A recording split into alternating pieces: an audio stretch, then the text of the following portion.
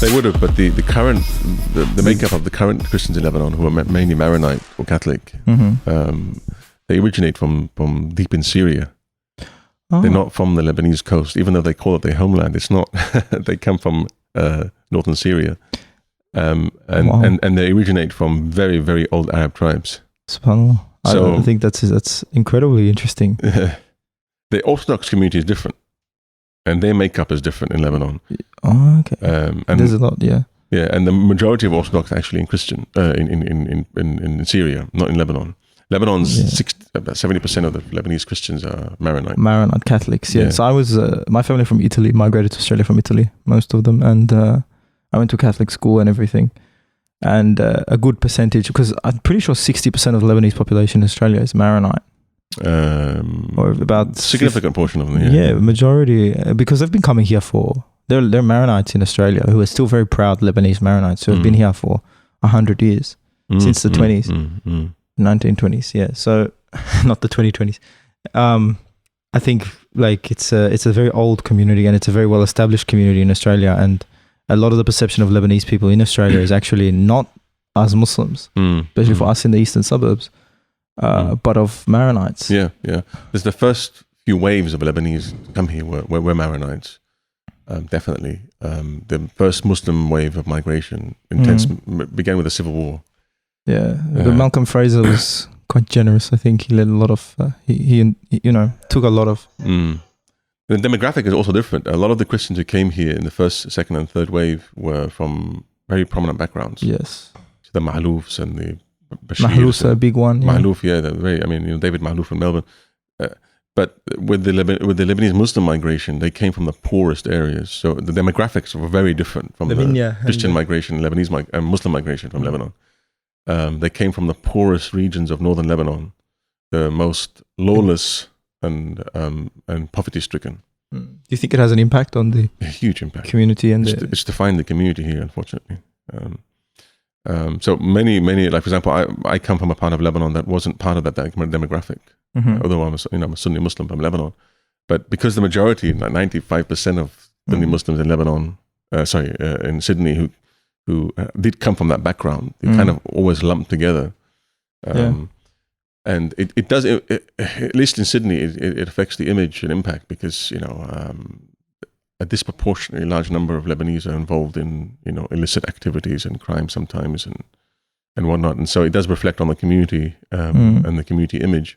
Although all that's changing a lot, and the second, third generations are kind of breaking that cycle. You have Muhammad al-Ahmadin and some very prominent Lebanese Sunni Muslims who are sort of becoming very successful. I mean, they're quite successful in the society, and they're contributing quite a great deal to Australian society in general.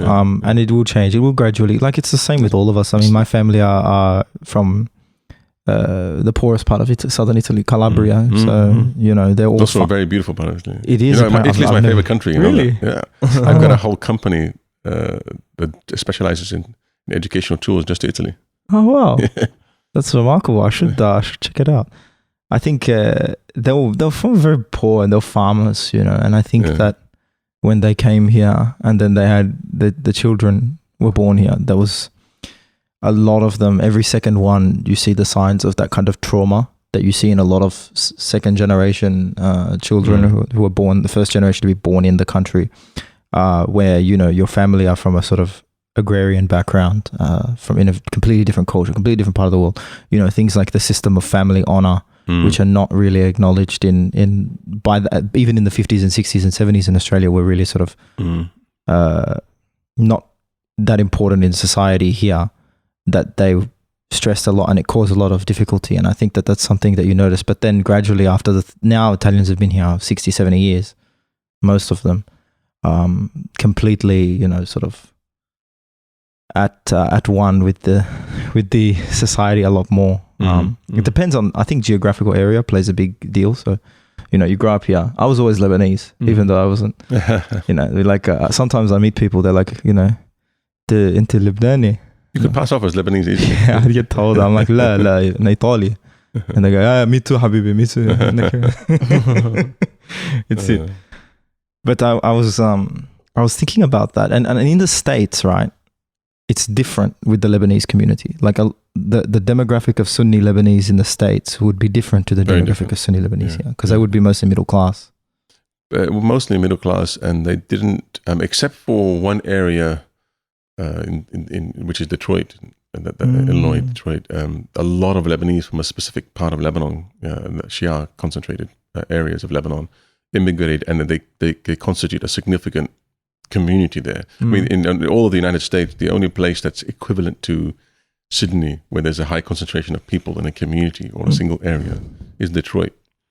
And it has to do with the nature of the migration of families from that particular part of the country straight to Detroit during a period when a lot of that labor was needed for the car manufacturing. In the same way that most Lebanese who came here in the 70s and early 80s came straight to Mascot to work in the factories in Rosebery. In the same way that there were also Italians there in Yugoslavia. Yeah, Yugoslavia is gone, but we still call them Yugoslav. They still call themselves Yugoslav. Yeah. Some of them, especially the ones that came, are very proud of that idea of Yugoslavia, you know. Yeah. That's it. That was sort of the beginning of mass Muslim immigration to Australia as well. I think that was the first wave of Muslim migration of considerable, any considerable Muslim migration was the Lebanese community. But there are the Turkish one just before. Oh yeah, and Bosnian maybe as well. They were and they were classified by white Australia policy only as nominally European or white. Yeah, and they were admitted. It's very interesting. Being a secular country, Turkey. That's it. There's a perception of Turks actually amongst Australians as sort of very secular, moderate people. But it's interesting. I think in a recent poll done by Pew, I read that they asked people how important is religion in your daily life, and they asked Sunni Muslims, and they asked all of the religious groups. But the highest response, like I think it was 61% of Sunni Turks suggested that it was of incredible importance in their lives, and 58% of Sunni Lebanese. So apparently you could interpret that as Turks are actually on the whole more religious than the lay Lebanese people, and that it's merely a perception that Turks are not necessarily. Well, Turks, especially recently in the past 10-15 years, have been in the grip of a renewal of Islam in Turkey.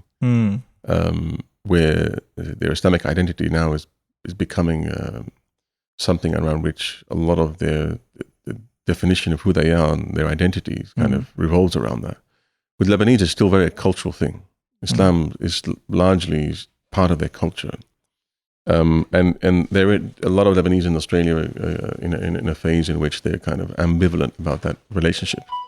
When Turks look back to Turkey, there's a huge Islamic movement in Turkey that's grassroots as well, isn't it? Reviving Islam, whereas you don't see that in the Arab world, at least, and in Lebanon. It's in retreat, Islamism, if you will. Not that what's happening in Turkey can be defined as a part of the phenomenon of Islamism, no. But the attempts by certain groups in the Arab world in the 20th century to revive Islam by falsely reducing it to an ideology is now experiencing kind of the withdrawal of that effect, and people somehow have an ambivalent relationship now to publicly identifying with Islam and its values as part of their wider public affiliation.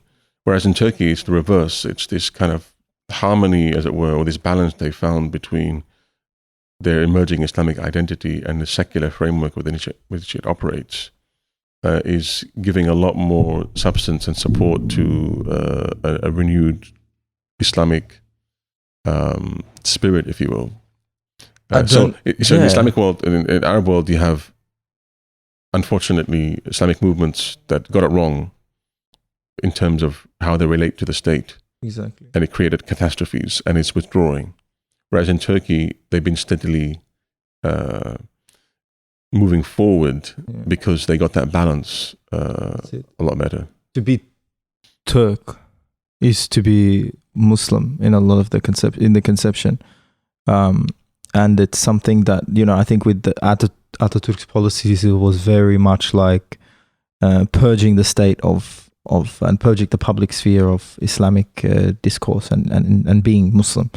that was sort of taken out forcibly, and he had the the laïcité, how do you say laïcité or latissé or something in French, and I think what happened was the Turkish people just asking the question. It's not about an Islamist movement, but merely the question: wait, why can't we express our faith in public discourse? Why can't we say Alhamdulillah when we address something in Parliament?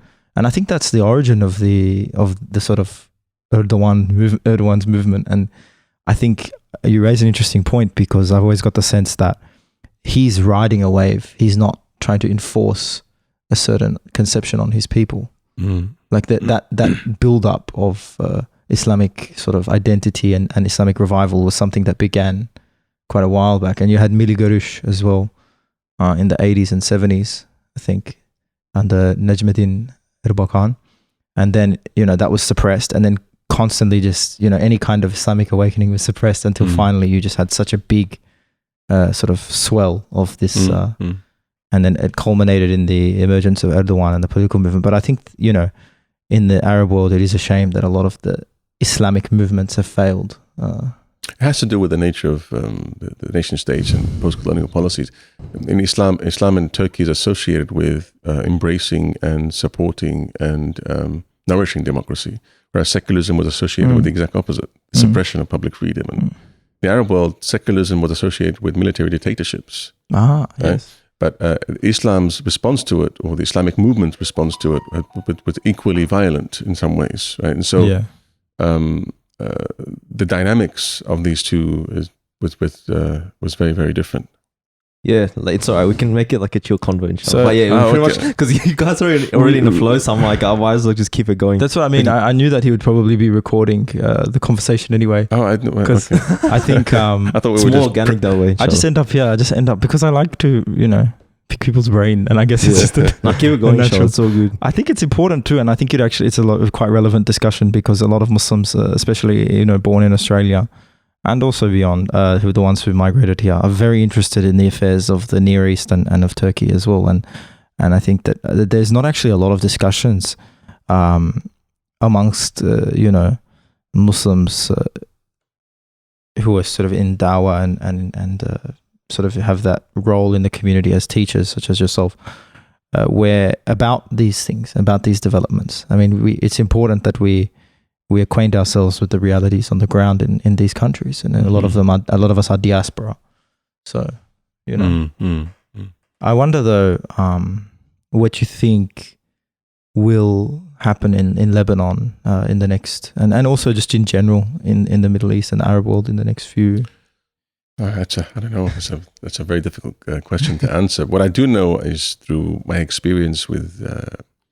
I used to be a university assistant professor at university in Lebanon, and I used to deal a lot with Muslim youth in general.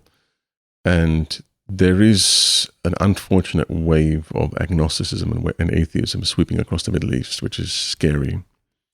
And it has to do with the dynamics we were talking about earlier, which is in reaction to the overly ideological exploitation of religion for political ends, or let me put it more accurately, and this is not something that people did consciously, but the attempt to foist upon the modern nation state an Islamic character was a very problematic process, and those who were doing it didn't realize, or were not really sufficiently distinguishing or able to understand the unique nature of the nation state, and the fact that it is literally impossible to marry it with the moral horizon of Islam.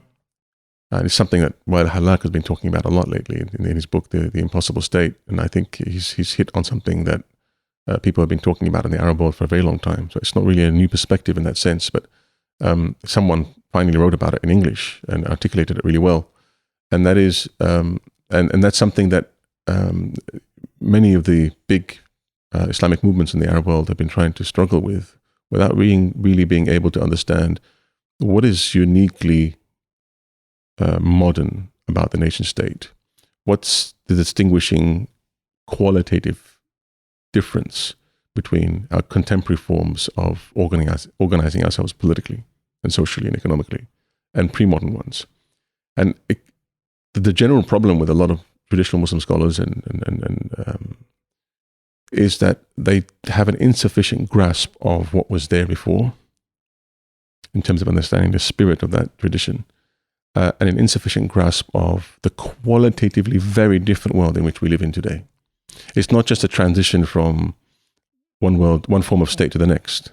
The very notion of a nation state is an innovation that has serious consequences for your moral horizon, for your social organization, for your economic livelihood, and politically speaking. And I think that wasn't interrogated sufficiently enough in the early 20th century. A lot of the Muslim thinkers, whether Rashid Rida, were kind of reactionary, or Muhammad Abdu was overly optimistic in their belief that, all we need to do is tweak a few things and then we can really ride the wave of modernity and call that Islamic modernity. That's an oxymoron. There's no such thing as Islamic modernity. Right? They're inconsistent with one another. Which doesn't mean, what I mean by modernity, I mean a specific cultural, philosophical, epistemological project with its own political, psychological, existential, social, economic implications. That, which we call modernity or modernism, with all its assumptions, is inconsistent with the moral horizon of Islam. And when I say that, I mean it in a very positive sense, because a lot of the assumptions, or a lot of the ideological commitments, or a lot of the idealism of modernism and modernity are self-contradictory. And let me give you a simple example. The flexibility of Islamic law, and the fact that the legislative process is concentrated within a certain class of ulama who are independent of the power structures of society, or relatively independent of the power structures of society, it renders that body of law a lot more independent from politics and power, and makes it a lot more democratically accessible, or more of a democratic voice, as it were, of the common man. And so if one were to argue, let's say Sharia is incompatible with modern nation state, okay, that's a lot of big terms. But if we were to interrogate specific ideas, to what extent does, let's say, the pre-modern framework of Sharia represent the downtrodden, or the weak, or the poor, or to what extent does it address quality issues of injustice, etc., etc., and to what extent is it independent of power and its abuses? To what extent is it accessible in the sense of financially? People had free access to law, whereas today it's very prohibitive, very expensive to hire a lawyer, and law is entangled, and legislation is entangled within a very, very complex bureaucratic, administrative, political system. So on that issue, if you compare the historical data, if you really understand medieval Muslim society as it actually operated, it's very difficult to then accuse the Sharia moral framework as being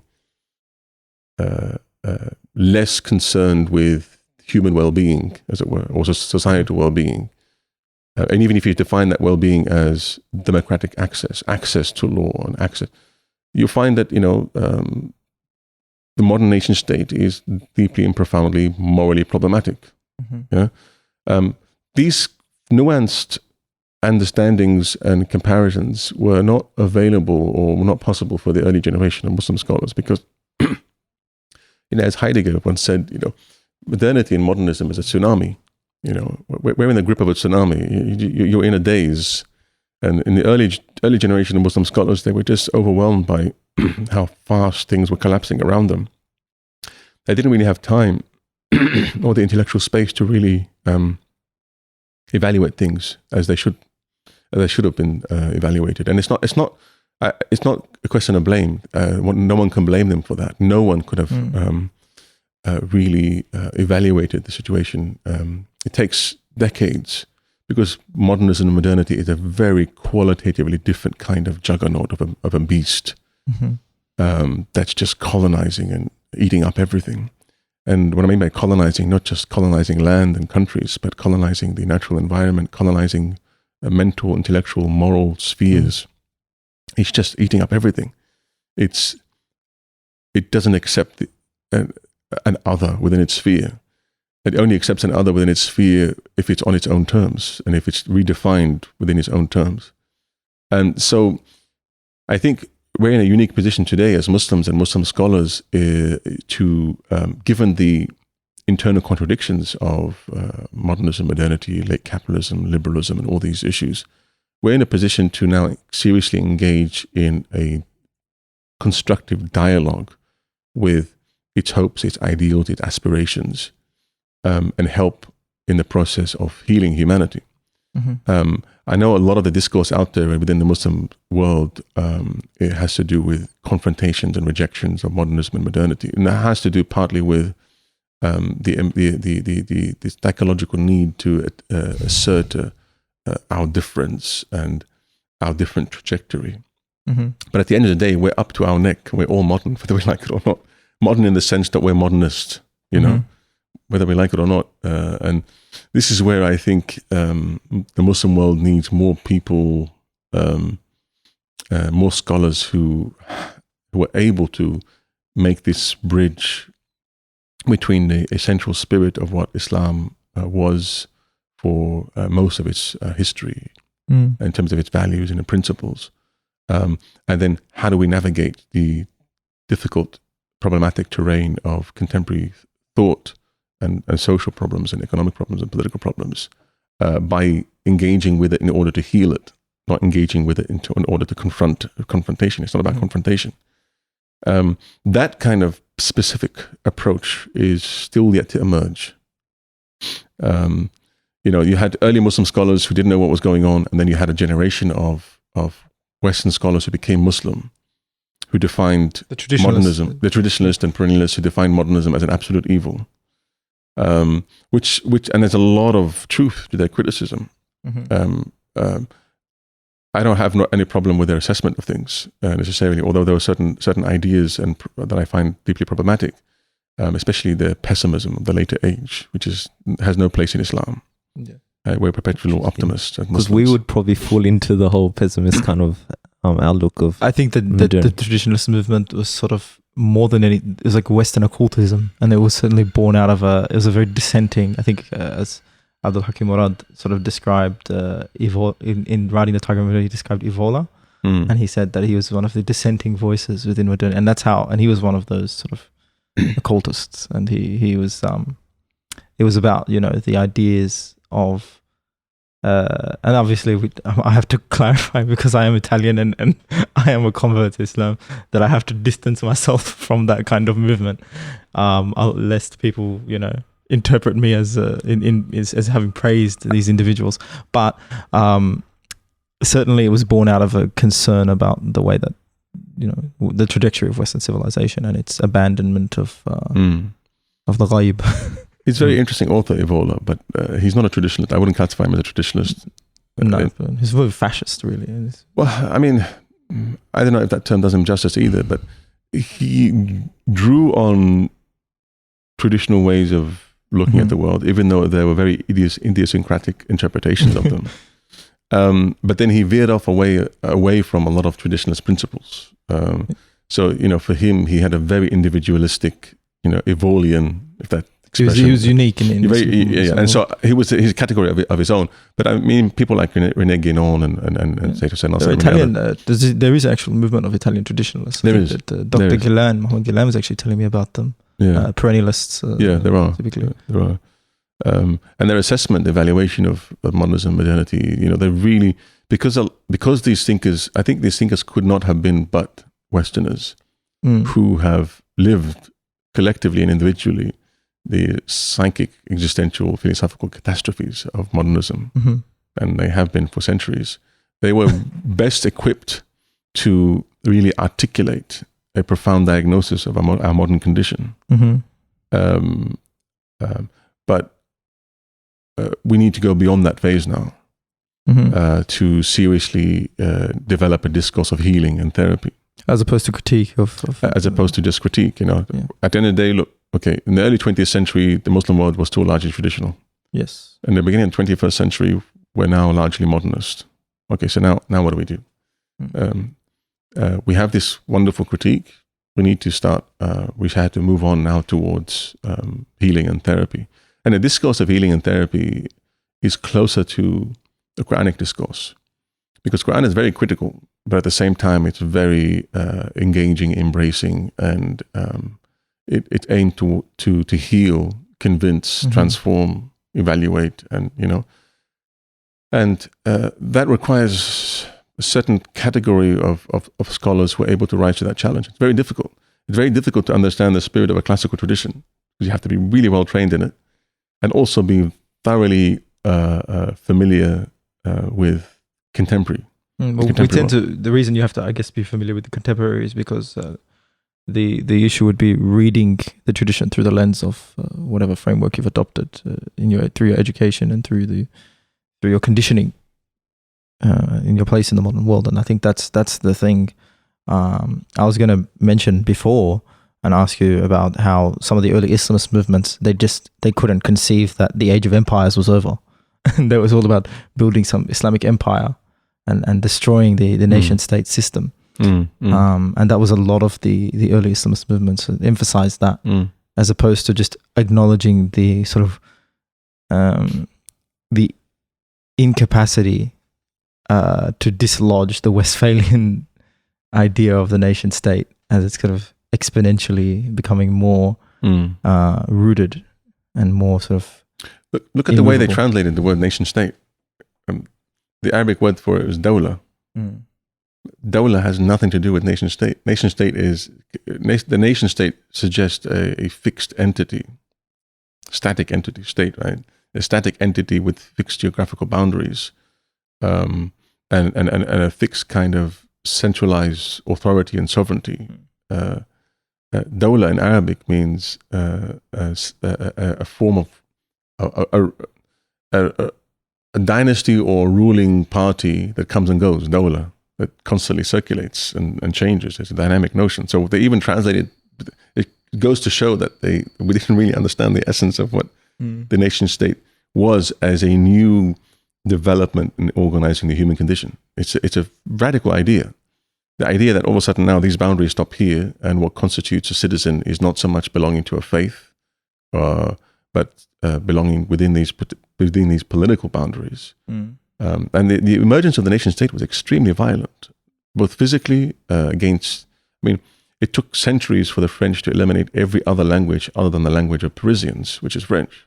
They have many different languages, right? As well, yeah. Same with the Italian tradition. We have they call them dialects, but they're not really dialects. They are separate languages in and of themselves. Rather, the idea of creating Italian identity meant that you had to sort of unify them all under some kind of umbrella. And it's like, the Piemonte, the Italian of Firenze in the north that's the Italian, and you guys are speaking bad versions of our language. Yeah. And so it was a very bloody conflict, and a lot of it. That was the dynamic which actually created the mafia. And I think that's an interesting point for Muslims to remember, because the mafia was a response to it can be traced to the pre-Italian times, but by and large, most scholars suggest that the mafia emerged during the early Italian state period, like the early Italian national period, and it was because of the sort of disillusionment of the populace and certain individuals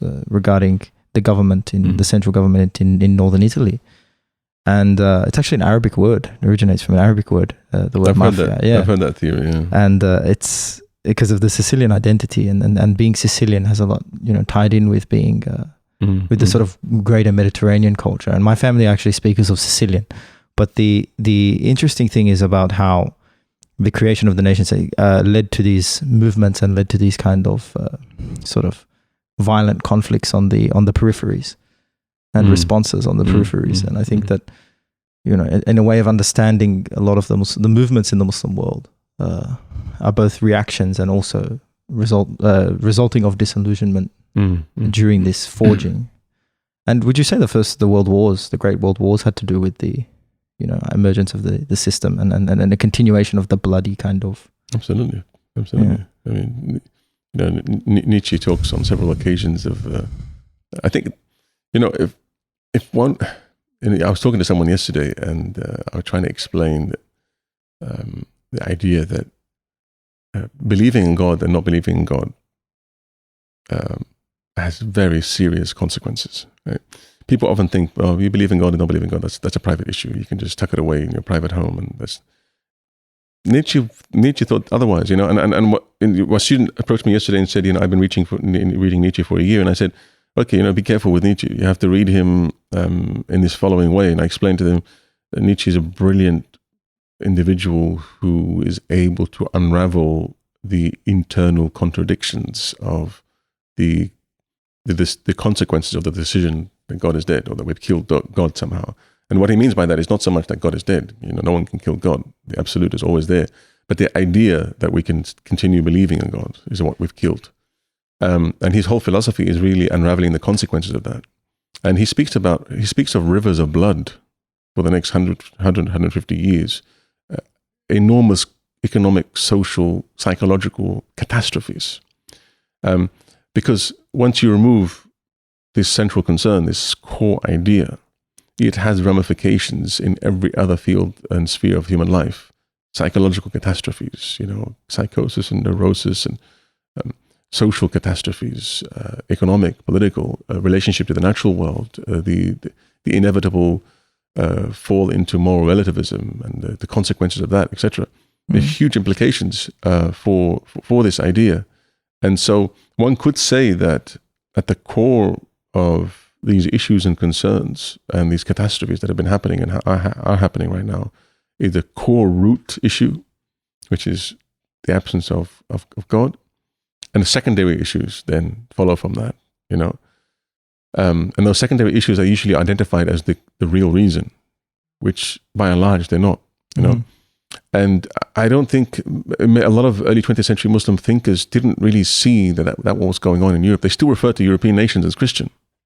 By the 19th century, they were no longer Christian. I mean, sure, there was an underlying pre-modern Christian crusader mentality in their civilizing mission to change the world. But they were no longer Christian in terms of their moral horizon, philosophical framework, theological framework, etc. And that was all dead by the 19th century. The birth of atheism in Europe began and reached a certain degree of intellectual maturity in the 19th century. There's a few individuals here and there that you feel, you know, had they been read more widely, they would have been a better guide to what was going on, but they weren't read. Such as? They were maligned. For example, the last Shaykh al-Islam, Shaykh Mustafa Sabri, in Turkey, who had to flee Turkey and went to Egypt. And if you read his book it's called Islam al-Aql. Al-Aql. It has the word reason, Aql, in the title there. I forgot. It's a 4-volume work. And it's basically, it's a very difficult book to read because it's a book in which he moves to Egypt, to Cairo, and he thinks he's going to find Muslim allies to defend the Khilafah, because at the time there was a debate about whether the Khilafah should be removed or not, abandoned or not. And he comes to its defense, you know, and the arguments he puts forward are brilliant. But he's shocked by the fact that the Azhar and Egyptian sheikhs are all against it. There's no need for the Khilafah, you know, that's all bogus. Just abandon that. We don't need it. We can use a nation state and then build a union of Muslim nation states, and we can find some other alternative. And he's like, hang on a minute, you have no understanding what's going on, you know, because Turkey, the heartland of Turkey, Istanbul, was at the heart of a lot of the modernist transformations and changes that were happening in the Islamic world, and he was privy to that, and he saw where it was heading. And so his book is an attempt to revive a kalam, especially with a slightly rational flavor to it, as it were, or approach to it, and defend the fundamental principles of Islam against the tide of the intellectual currents that were coming from Europe. And he addresses evolution, he addresses Darwin, he addresses many of the intellectual thinkers of Europe at the time. He has a surprisingly interesting knowledge of the individuals of the counter-Enlightenment in Europe. So in Europe, when the Enlightenment happened, there was a whole generation of Catholic or pro-monarchy or traditionally oriented thinkers who mounted a critique of the Enlightenment. He was surprisingly familiar with many of these authors, quoting them, right? And so he was an interesting figure who was working in the early 20th century, doing what we're supposed to be doing now, which we're not doing. Not that I endorse everything he said in the book, but the difficulty with the book is that he's constantly replying to articles in the following newspapers. It's like saying, oh, in the Sydney Morning Herald, this particular delusional individual says the following, and then he goes viciously attacking the ideas of that individual. And it's surprising how much the Egyptian intelligentsia at the time, including many people at Al-Azhar, were supporting modernist, scientific, Enlightenment ideas coming from Europe unquestionably, Wow. uncritically. And you read the book and you think, this book is talking about us today. And his criticisms are still valid today. And have you read a mutakallim respond to evolution before?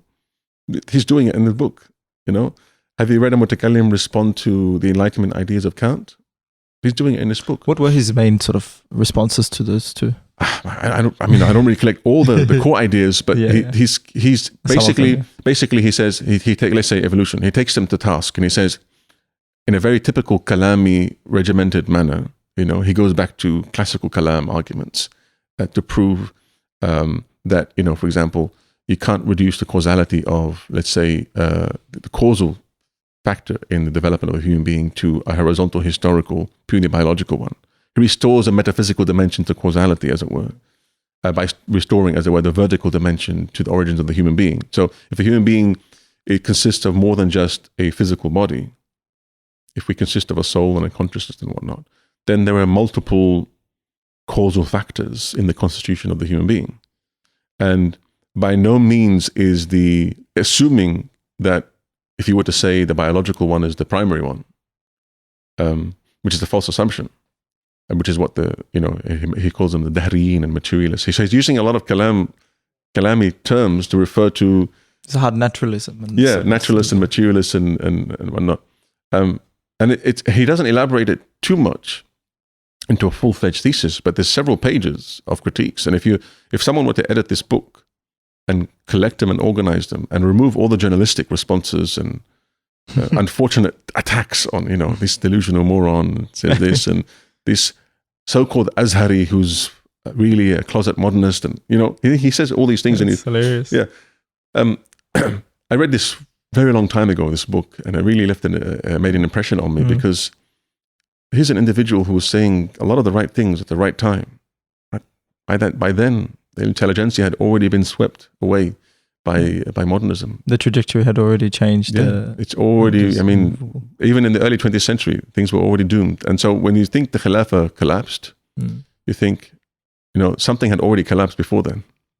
Abdul Hakim Murad actually describes something which another teacher of mine who is very rooted in the actual fiqh tradition sort of elucidated about the fact that in the early 20th century, there was sort of this revival of neo-Mu'tazilism, and they were very interested with the ideas of the Mu'tazila again, and they revived them. But then, I think Abdul Hakim Murad talked about then how it was actually changing again towards the end of the 21st century, and Ash'arism was being taken more seriously again. But I wonder how that links. So the debates, between, and I think there was even the Ustad that I mentioned, who was rooted in the fiqh tradition, talked about how there were Mu'tazila, Shaykh al-Azhar, who lived pretty much all their life as Mu'tazili.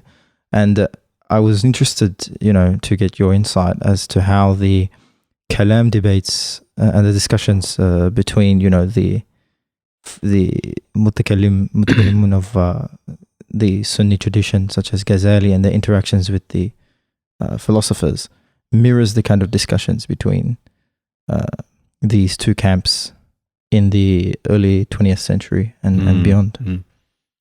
I think there's a qualitative difference, and that partly explains why Mu'tazilism popped its head up again in the early 20th century. I think the challenge in the early Islamic period was, I think Muhammad Iqbal has this wonderful insight in his book, The Reconstruction of Islamic Thought, where he says that Islam or the Quran is anti-classical.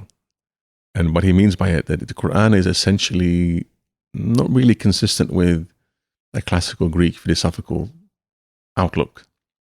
And I happen to share the same view by myself, given my background in a lot of Ibn Arabi's works. And I'll come to Ibn Arabi in a minute.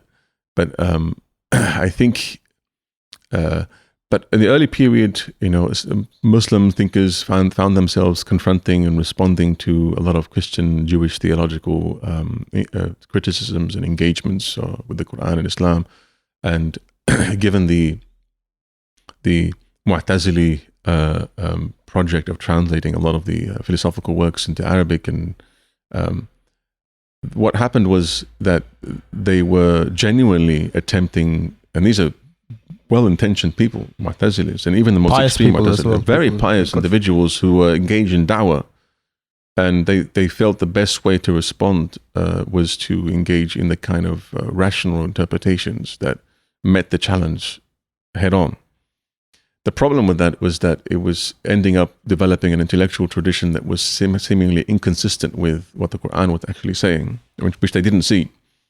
But Mu'tazilism was put aside very quickly. By the time you get to Ghazali, his biggest challenge was, by then, so many of the philosophical ideas of the Greeks had become part of the outlook of many Muslim thinkers, leading thinkers of the time, that he thought it threatened the intellectual integrity. Ibn Taymiyyah though mentions that Ghazali himself was influenced, like his critique was that the thing is with Imam Ghazali, what's so interesting about him is that he never rejected, I mean, if you read his Munqidh min al-Dalal, he never rejected thought or wisdom from any source outright. What he did was, in his Tahafut al-Falasifa, in his Maqasid, and then his Tahafut, and people don't understand, Imam Ghazali had a three-pronged project, or three-stage project, as it were. The first is you can describe as the Maqasid phase, which is let's explain the intentions and the core ideas of the Falasifa. The second is a critique of it by rejecting, critiquing ideas that he found were inconsistent with core Islamic beliefs.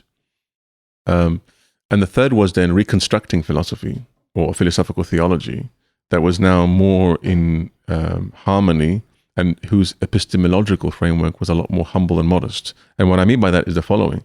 Imam Ghazali criticizes the philosophers not so much just for their ideas, but for their epistemological stance, which is, I will reduce the notion of what constitutes truth to what is rationally intelligible to me, which is very immodest or arrogant. And that epistemological stance towards God and towards truth is not tenable, given the fact that there's so much of the unseen that we don't know, and there's so much of reality that we don't know, and therefore there's so much truth that we can't possibly know using our own mental rational devices. And so, epistemologically speaking, and this comes back to also what Kant was doing in the 18th century and implications on early Muslim thinkers in the 20th century, which is that by reducing truth to what a human could know, they were almost reducing the element of Aqidah to reducing it down to human scale, as it were, human measure, Human becomes the measure of what this truth constitutes. Imam Ghazali wanted to defend the integrity of so many elements of Islamic faith and belief against this reductionist perspective. But at the same time, he was defending the more elevated notion of the human being as someone who can access higher truths through the qalb that are non-rational. Not irrational, but non-rational. So you have rational, you have the irrational, and you have the non-rational. So what he's doing is really defending the integrity of the human being as a Khalifa of Allah on earth by elevating him to his true status, but identifying the true uniqueness of the human being not in his limited rational faculty, but in his heart, which is a faculty through which Allah subhanahu wa ta'ala endows the individual with kashf and knowledge, etc., etc. So he's doing a number of things at the same time. If he hadn't done that, we probably would have continued down the Avicennan path of, and Avicenna is the least dangerous philosopher. But the Avicennan path of Why do you think he was the least dangerous? Sorry. well, I tend to agree with Sidi Yahya Michaud's thesis that Avicenna, interestingly enough, was a philosopher who tried to bring the genuine concerns of Islamic. He tried to bring philosophy to bear on the genuine concerns of Islamic kalam. So what he did was he brought the theological concerns of Islam and found philosophical resolutions for them. His questions were kalami. His questions were quintessentially Islamic, theological. But he found a better way of articulating them. And that's why post-Avicenna, so many people like Ghazali were influenced by the ontological argument for the existence of God, right? The very Avicenna, necessary being, contingent being, and it's part and parcel of our Islamic Aqidah text. We still use it today. We still use it today. Other philosophers, their questions were, by and large, almost, I would say, like, Farabi and to a certain extent, Kindi and a few other thinkers, to a certain extent, they were too defined by Greek philosophical problems and their questions. Avicenna is slightly different. Although he's very influenced by this Greek philosophical tradition, a lot of his main intellectual concerns are quintessentially Islamic. And that's why he was much more influential on the later tradition. And that's why he was. But Ghazali found a few issues that were problematic. Would you consider Ibn Rushd of the same ilk as Ibn Sina as well? No, I think Ibn Rushd was too puritanical. The thing is, Ibn Rushd is you have an individual that I find, I personally haven't been able to get my head around him. Partly because if you read him as the Qadi, if you look at him as the Qadi, we need to start in the Maliki madhab. It's quite essential to be acquainted with his contributions, and we still use him as an authority. Absolutely, in fiqh, absolutely. If you look at his philosophical project, though, that's where it becomes a bit problematic because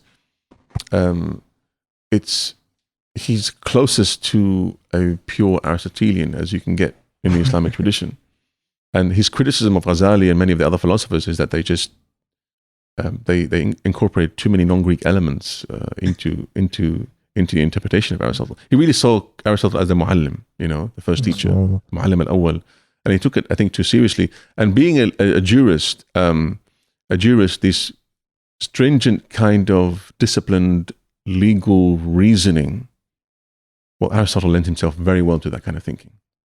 Probably why he saw so much, in him as well. But as a path towards the absolute, it was problematic. And I can only see Ibn Rushd through the lens of Ibn Arabi and their mysterious encounters. Yes. There was a famous encounter between Ibn Arabi and Ibn Rushd. I'm actually reading Sufis of Andalusia right now, and I saw Ibn Arabi's encounter. Ibn Arabi mentions it in Ibn Rushd. Was very young too. I think he was a teenager when he met Ibn Rushd. He was a teen. He was a young teen when he met, and the encounter really represents the two, I think, for me, two currents within Islam. On the one hand, you had the Ibn Rushd, the Ibn Rushd kind of, I'm going to lift myself up within my own bootstraps kind of thing and see how far I can discover absolute truth. And the Akbarian idea that ultimately is not reason per se, but is the heart, and through kashf and zawq and tajruba, an experience that God eventually grants you, the kind of higher spiritual realizations. And so Ibn Rushd attempt to really try to Islamicize Aristotle or find the Aristotelian path towards the absolute was fraught with problems. And so when they first encountered each other, Ibn Rushd says to Ibn Arabi, he says, yes. And Ibn Arabi says, yes. He says to him, is what you've discovered in your kashf what reason has shown us? He says yes. And Ibn Rushd kind of really feels elated. And so that's the interpreters, because I read it, I got confused. Like, it wasn't that clear, like what the exchange, like what sort of I think from memory when I was reading that passage, it was just like yes, no, yes. No, I had not finished yet. Oh, okay, yeah. Cool. No. Then he said, when Ibn Arabi realized what Ibn Rushd meant, and he says no. He says no to him. And then he feels really, really he's overwhelmed with this sense of disappointment. And then Ibn Arabi goes on with this very cryptic statement. Then between the yes and the no, spirits leave their bodies, and et cetera, et cetera, et cetera. And the meaning here is that the encounter here is that really that mode of knowledge and that path towards the absolute is much more complex than reason. Reason has its limitations, and it only goes so far. And in Muqaddimah al-Dalal, Ghazali reiterates this idea that ma wara'a tawr al-aql, beyond the realm of reason, there are other modalities of knowing and being, and reason can't grant you access to that. And so that's a very important thing. So what Imam Ghazali is doing is he's rehabilitating philosophy on Islamic terms, as it were, or on terms that are consistent with Quran. And out of the 20 issues he has with the philosophers, he faults them on 17, but they're not really serious ones. And 3 he finds lead you to kufr, explicit kufr, because they explicitly contradict what the Quran is saying. So did he make takfir of Ibn Sina? He said he made takfir of that belief. Okay, so he just described it as kufr. Like you can, they're completely different things to say that this person is a. I think it's a good time for me to just give some quick context. Dr. Samir is actually my teacher, and actually, whatever point I'm gonna say now is actually from his class, because I learned Deliverance of Error. I got a tour under him, and one of the things he said was Ibn Sina, he had a static perception of what God was, which was more a bit inclined towards the Greeks. Like, I think the example you gave was, how the sun radiates light. That's sort of like how God sort of operates in the sense of Ibn Sina's perception of God. And that God had no knowledge of particulars, if I'm not mistaken. The thing is with Avicenna is that if you define access to truth as consisting of a very rational understanding of reality, then you follow the rational logic wherever it leads you. And the problem with Imam Ghazali had is that, first of all, this methodology is too reductionist. It reduces truth to this particular even though Avicenna's understanding of reason is very lofty. Right? So it's not what we consider reason to be today. The classical tradition distinguished between what Thomas Aquinas calls ratio and intellect. Now, there's 2 levels of reason. Ratio is the kind of reason we use every day, and it's logical. It's A leads to B leads to C. It's the kind of instrumental, rational way. Today, when they mean reason, that's all they mean by reason. That's what I was going to say. Like in the English language definition of rational, you couldn't say that the non-rational, which you described, is irrational. Like you could say that it is rational to believe in kashf and to believe in the sort of. Ibn Sina's understanding of intellect. We should use more this term that's more accurate.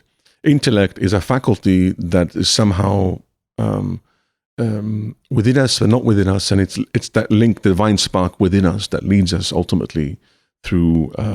Beyond discursive reasoning and understanding to God almost in a process that's, I wouldn't call it's not kashf, but it's a process it's a very complex process in which we acquire higher modalities of consciousness and understanding beyond the purely rational. So to give him justice, he doesn't have a reductionist understanding of our human faculties, but the problem with his thought and his system is that it does seem to at times to fall back into a rationally coherent, enclosed system. So, for example, when he says, if God can't have knowledge of particulars, he's following the inner consistency of a particular philosophical assumptions the Greeks had, right? And Ghazali's problem is that, well, who made this Greek assumption truly rational in the first place? Why do you constitute it as truth? Ibn Arabi's understanding is a lot more complex. He starts from much more complex Quranic reasoning, if you will, and that God, you can't put limitations on what God can and can't know. So, for example, if God is simple and one, and His knowledge encompasses all, then at some point in time He creates the world. Right? He creates the particular things. Then, if that's the case, then at some point his knowledge changed because now he has knowledge of this particular thing, and that can't be the case, and therefore God doesn't have knowledge of particulars, and it has to do with the Greek notion of the eternity of the world and whatnot, etc. Now, Imam Ghazali responds to Ibn Sina and saying, and other issues that with Ibn Sina, for example, he says that God creates through intermediaries. Right? So, for example, things emanate from God, the intellect, and then from the spirit of the planets, therefore, a certain kind of knowledge emanates towards human beings. It's putting God into a neat, rational framework of operation that sounds very tidy, except it's too tidy from Imam Ghazali, and it excludes the possibility of many other possibilities that God can operate in this world. Right? So, even though Ibn Sina talks about the intellect, his system is not derived from an intellectual vision; it's derived from a rational construct. You see the difference. And so there are moments in Ibn Sina where he does have a remarkable insight, or kashf, as it were, if you want to call it that. But his system isn't built on the kashf. It's not derived from the kashf. It's derived from a very neat, rational, from the ground up kind of system built up. And this is where Ghazali takes him to task. And so he identifies kufri elements in his thought, but doesn't necessarily say you are kafir, because the Muslims were very reluctant to do that. And today, we live in an age where we appreciate a lot more complex modalities of knowing. And that is why I think partly why Ash'ari Kalam and Akbari and Ibn Arabi's ideas are gaining ground in many different places, is because we have a much more, I think, complex appreciation of the nature of truth and reality. And I say it hesitantly because I don't mean the Islamic tradition. I mean specific Greek-influenced philosophical thinkers in the Islamic tradition did not appreciate this complexity enough. And they constructed the image of God as an entity that fits the rational philosophical conception of what a rational being or what a God should be like. And that's deeply problematic. That's why I think the Ash'ari Kalam tradition is a lot more nuanced and complex, because it says, okay, we can't really make ultimate statements about the nature of God. So we have to suspend at some point and say, we don't understand it. We know that God has hands, bila kayf. We know he describes himself as having hands and having qudra and he comes and goes. We don't understand exactly what that modality is. And the stance of modesty, if you really want to stop at the limitations of what is humanly possible to know, the natural position is to say, bila kayf. Right? Which is not to mean that it's not intelligible, but it's not intelligible necessarily on purely rational grounds. So Imam al-Ghazali wants to open up a modality of knowledge and a modality of intelligibility and a modality of understanding that is beyond the purely rational. That's what he was trying to recover. And in that process, he's really recovering what is truly human. And what defines us is not necessarily that we are rational creatures. What defines us is that we contain within us a divine spark created upon the divine form. We're able to contain the divine names. Right? And if you compare it today in contemporary philosophy, if we engage in contemporary intellectual argument on this ground, the human in the Islamic conception emerges a lot nobler and a lot more superlative and a lot more dignified in this perception than a humanistic one.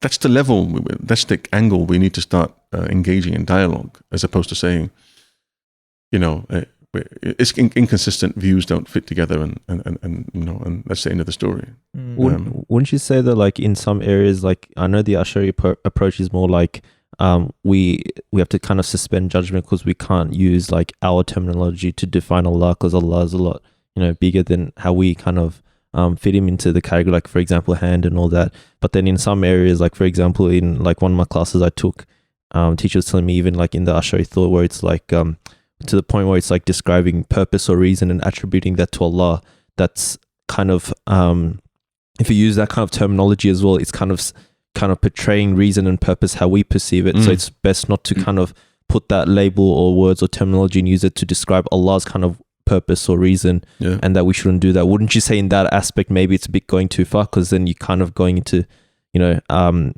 you know, because in every judgment now, you're just essentially saying, okay, Allah, we can't use our terminology to describe Allah because he's bigger than that. But then, you know, where does there end? Like, how do you start defining it, like at all if you're first kind of, you know, what do you call it?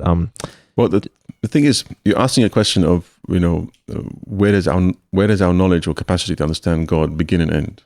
Essentially, because I think Ibn Taymiyyah would make that point where it's like, then it's about defining, like how I was taught, like Ibn Taymiyyah's approach would be more like, you know, Allah is this and that and this and that. Because if it's kind of like, to give an example, is like a red apple. If you're just saying the apple isn't this and your apple isn't that and the apple isn't this, then what is that apple? Like you don't have much to have your legs to stand on. Whereas like in the sort of, I think Ibn Taymiyyah approach would be more like, you know, this and that and this and that, which you can start kind of defining, if that makes sense. Look, I wouldn't say. I mean, the Islamic tradition, at least in certain intellectual currents, insist on. You know, I think William Shittick described it as seeing God with two eyes, with both eyes, right? And it's the idea, and this is exactly what the Quran does.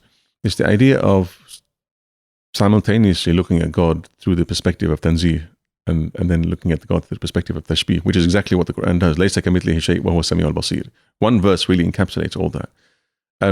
So it's not so much, you know, and one of the things about reason, there's one of the things that philosophers is that reason is a faculty that can only deny or salb. It can only remove attributes from God. You can say that God is not like this and God is not like that.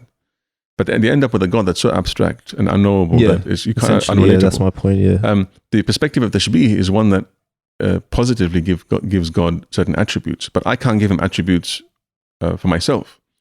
I can only give him the attribute that he has given himself. And so the Quran is, you know, that's why when you begin a basic Aqidah or Kalam text to study about God, you know, you start with the attributes, the fundamental attributes, with the negative attributes, and then the positive attributes, and then all the other divine names and how they fit into all this story. So what you end up with is a perspective in which yes and no, yeah, God is this and God is not that, right? And that's I think a perspective or a consciousness or an attitude towards God that's much more complex than God is just this, or God is not just that. And it's a lot more complex because it presupposes a certain kind of intelligibility that is rooted more in a fitra, an experience, than it is in a pure cerebral journey. I think a lot of these thinkers, when they start engaging with a lot of arguments with one another on a purely cerebral, intellectual, rational playing field, will inevitably lead into disagreements and problematic notions, right? If you look at the question from perspective of tashbih and tanzih, you're neither affirming nor denying. You're doing them both at the same time, right? Both and, rather than neither nor, either or. And that's a very healthy attitude to have. And it's exactly what the average Muslim does on a daily basis. Anyone immersed in the Quran sees with two eyes. You tell them God is like this. Yes, God is compassionate. How is he compassionate? We don't really know exactly how. But it is possible to deepen your understanding of how God is compassionate. But the path toward that is not a cerebral one. It's an experiential one. It's an experiential one in which if you become compassionate, you understand compassion. And God grants you that deeper understanding. So it's almost like saying, the amazing thing about Islam is I often describe it to my students visually in the following way. Islam is like a circle. Circle is perfect. It's complete. And the average Muslim looks at the circle and sees it as a complete, perfect form. Yeah? Now, that circle can be infinitely internally differentiated into much more complex patterns. But at every level of complexity, it's complete at that level, right? That's the amazing thing about Islam. You know, God is one. That's so intuitively true, so rationally true, right? But, you know, Ghazali's understanding of oneness and my understanding of oneness, you know, very, very different because he has much deeper understanding of what that oneness means. But at every level of understanding oneness, it has the same simplicity, purity, and intuitive about it. At no level does it contradict your fitrah. As opposed to, at face value, a trinity makes absolutely no sense. If you look at it, you can't visualize a trinity and make proper sense of it. There's something missing. And to say that at deeper levels of differentiating the understanding of the Trinity, you understand it better, is just more levels of confusion, right? And this is all the divine attributes are the same. At face value, they make perfect sense. The most simple believer can understand that God is a Razzaq, right? But then at infinitely deeper levels, it has infinitely deeper levels of meaning, and that's key to. It's key to also, defending the kind of salvational path of Islam against people like Al-Farabi and others who would often say that the language of the Quran is the language of the awam. So the prophets needed to use, and this is a very, very contemporary philosophical discussion, prophets use symbols and images, the taqrib al-ma'ani li'amat al-sha'b, the amat al-nas, they kind of use symbols and images and vivid images of hell and heaven and all that kind of stuff to make it closer to the imagination of the simple-minded. But the true path towards salvation is the philosophical one, and that means that among the Greeks, salvation is an elite project. I mean, you have to be a philosopher king to be saved. What kind of deity does that? And even the Mu'tazila, I know that there were certain Mu'tazila thinkers who essentially said that if you can't comprehend of these things rationally, your taqlid and your mere imitation of the practice and your mere belief in or your inherited social practice of Islam and the beliefs that come with that are not sufficient. In fact, to be saved, one needs to comprehend, and even beyond the Islamic tradition as well, one should comprehend these truths since they're able to be derived from sort of that kind of cerebral methodology. Yeah, it's deeply problematic, and that's a logical conclusion of a very rational approach. You end up, hang on a minute, only people who are equipped with this tool can be saved because only they can see this truth. No, that's not the case at all. The Quran, sorry, no, just to add, because you mentioned kashf a lot and experience and all that. Would you be able to elaborate more on those terms, and also on top of that, just as a counterpoint to experience, right? And I think I'll probably go a bit deeper and ask a deeper question, because I actually drilled you with a lot of questions in class about this previously. But I guess the counterpoint, I think Ibn Rushd would have said that, in the Quran, it makes a lot of reference to using your intellect. So that's why I think maybe his dalil for going down the route of philosophy, because it makes a reoccurrent sort of theme in the Quran, then rather than experience is more like use your intellect, use your aql. Allah commands you to think, and then when they make it in comparison with the disbelievers who kind of worship other gods, it's like use your intellect, use your aql, and then kind of uses that. So I think that's maybe his dalil for going down the philosophical route. But what would you say? Would you be able to define? That's a very selective process. In the same verses in which Allah subhanahu wa ta'ala says, uses the verses. Let me give you a simple example.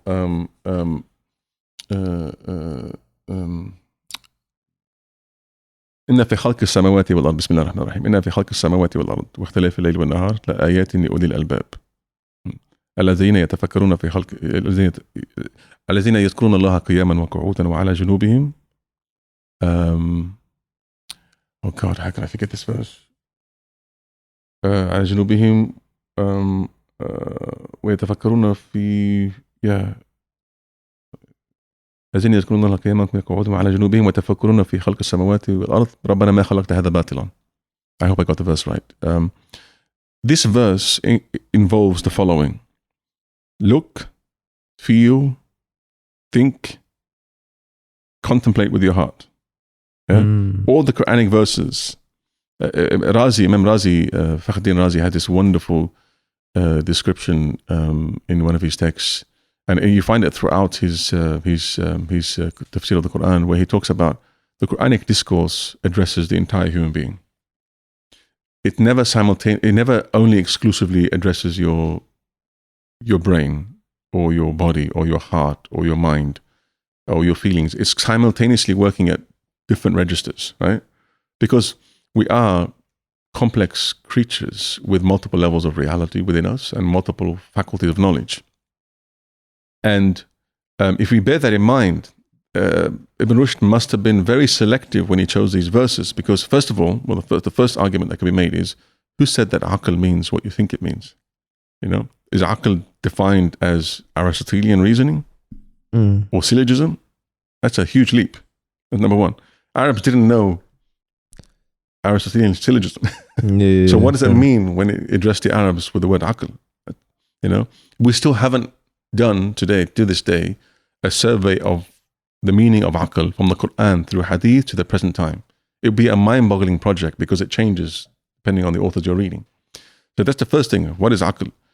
Second thing is, even in the verses that refer to tafakkur, aql, etc., they're usually embedded in contexts that are profoundly visionary, experiential, or where one is called to do things. Not just, the Quran never says sit back in your armchair and in a very cerebral manner think in a very abstract, logical way about how things are. It never does that. It's always embedded within doing something, looking at something, feeling something. Ulil albab, what does ulil albab mean in the Quran? Ulil albab are those who have, ulil albab are those who have possessors of the kernel, as they call it, the translation, possessors of the kernel. Ulil albab are often defined as those whose hearts, whose faculty of the heart, from dhawq, kashf, working in harmony with their rational faculty and all the other faculties to arrive at truth, which means the epistemological framework and the context of the surah also is tasbih. يذكرون الله قياما وقعودا, which means proper tafakkur in Islam involves a modality of contemplation and prayer, where you're in the middle of remembering God. It also involves a modality of observing and looking around you. It involves a modality of reasoning. That opens up the avenue to the heart, which is the faculty that synthesizes all these together and provides this remarkable window onto the unseen and beyond. And so what we're talking about here is, if you look at the human being as consisting of a body and a mind and a soul, each one has its own faculty and each one accesses a level of reality or an ontological level of reality that's different. If the senses give me yaqeen about the reality of the physical world and my mind gives me a certain yaqeen about the basic rational world, ideas, then the heart is what gives me access to all the others. Alam al-ghayb. If we reduce reality, as Descartes did, to a body and a mind, we're back into the Cartesian problem, right? Muslims need to recover the faculty of the heart and all the forms of knowledge associated with it.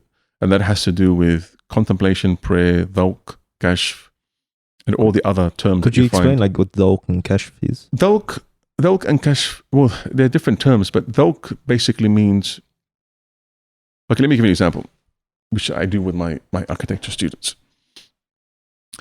You have 5 senses, right? The metaphor of truth associated with vision is, I see that lamp over there all the way across the room. And I verify that it is there, it is true. And, I can see from very long distances, right? But the problem with vision is that it gives you the illusion of distance, that I'm here and that's over there. Now, what's the faculty of knowledge that gives me knowledge of things in a closer proximity? So, for example, I can see the star. I can't hear a star, right? But I can hear a few miles away, right? I can touch a few meters away. So I can smell a few, maybe 100 meters away. I can touch within a certain, range of my hand. But I can taste only when I become one with the object perceived. Quickly, I remember you used this example of when you explained to us in the class you were teaching us.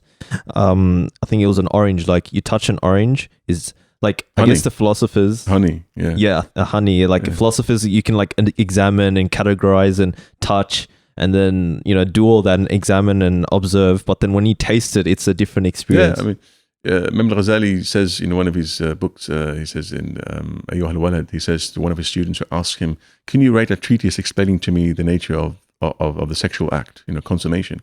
He says to him, before I thought you were just impotent, but now I know you're an idiot. Because, and the idea here is that, I can't... These are things that only can be known through tasting, to experiencing. Right? You can know honey I can know that the honey is sweet because scientists that I trust have designated it as sweet. I can know that it's sweet because of all sorts of different other reasons, or I can know it's sweet because I tasted it myself. and I don't need any. And so tasting is a wonderful metaphor of the kind of knowledge that presupposes that you have to become one with the thing that you're perceiving in order to know it, right? Not one in any hululi sense, in an incarnational sense. We want to make that clear to all the listeners out there. But in a sense that it's a modality of knowledge that is unique and provides unique access to certain things. Like, let me give you an example.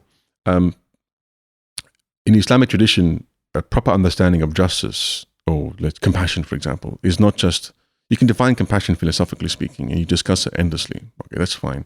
Have you arrived at any deeper understanding of or the reality of compassion itself?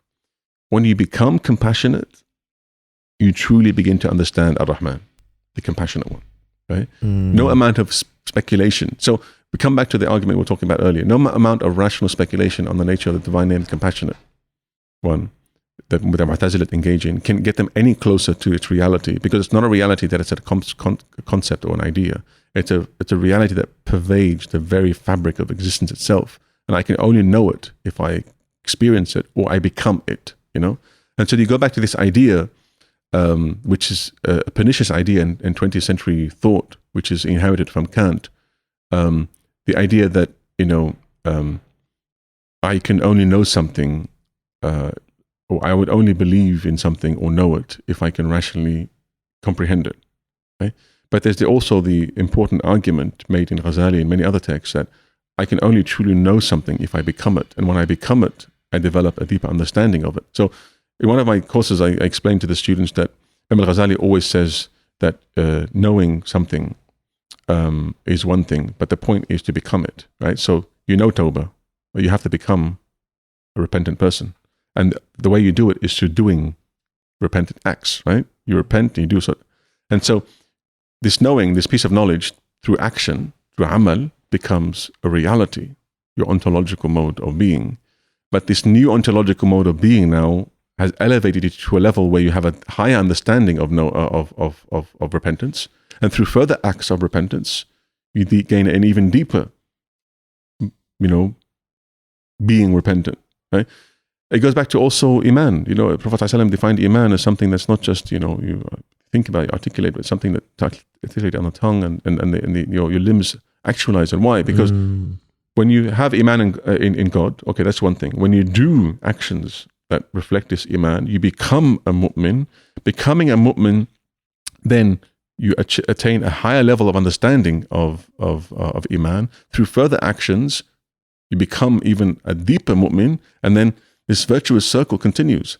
That's the circle of knowledge. Today, people insist, they sit at a table or in an armchair and says, I need to know what this is. And what they're actually saying is, I need you to reduce this thing to a rational thing that I can understand with my very limited brain right now. Otherwise, I won't believe it exists. But that's how knowledge happens. So many things can only be known through this process. This is the cycle of knowledge. And that's why Imam Ghazali is constantly, and this the Islamic epistemology presupposes that there were certain aspects about reality and the world that can only be known if through good action, amal. So here in Islam, epistemology is linked to virtuous action. Right? In contemporary philosophy, whether you're morally good or bad has absolutely nothing to do with what you can and can't know. No, that's a fundamental flaw in contemporary thought. What you can and can't know about the nature of existence largely has to do with the extent to which you live the virtuous life, because the virtuous life translates your limited knowledge into an actuality, which then elevates you to a higher level of understanding, and the cycle continues. There's a wonderful thing, if I can just finish this point, there's a wonderful thing I used to teach about Chinese landscape painting. It's when you read Chinese writers describing their landscapes, they say the mountain is compassionate and the river is abundant. You don't find this in Western consciousness. They don't describe these things in these terms in these paintings. But what's different about Chinese cosmology, and it's very similar to Islam, is that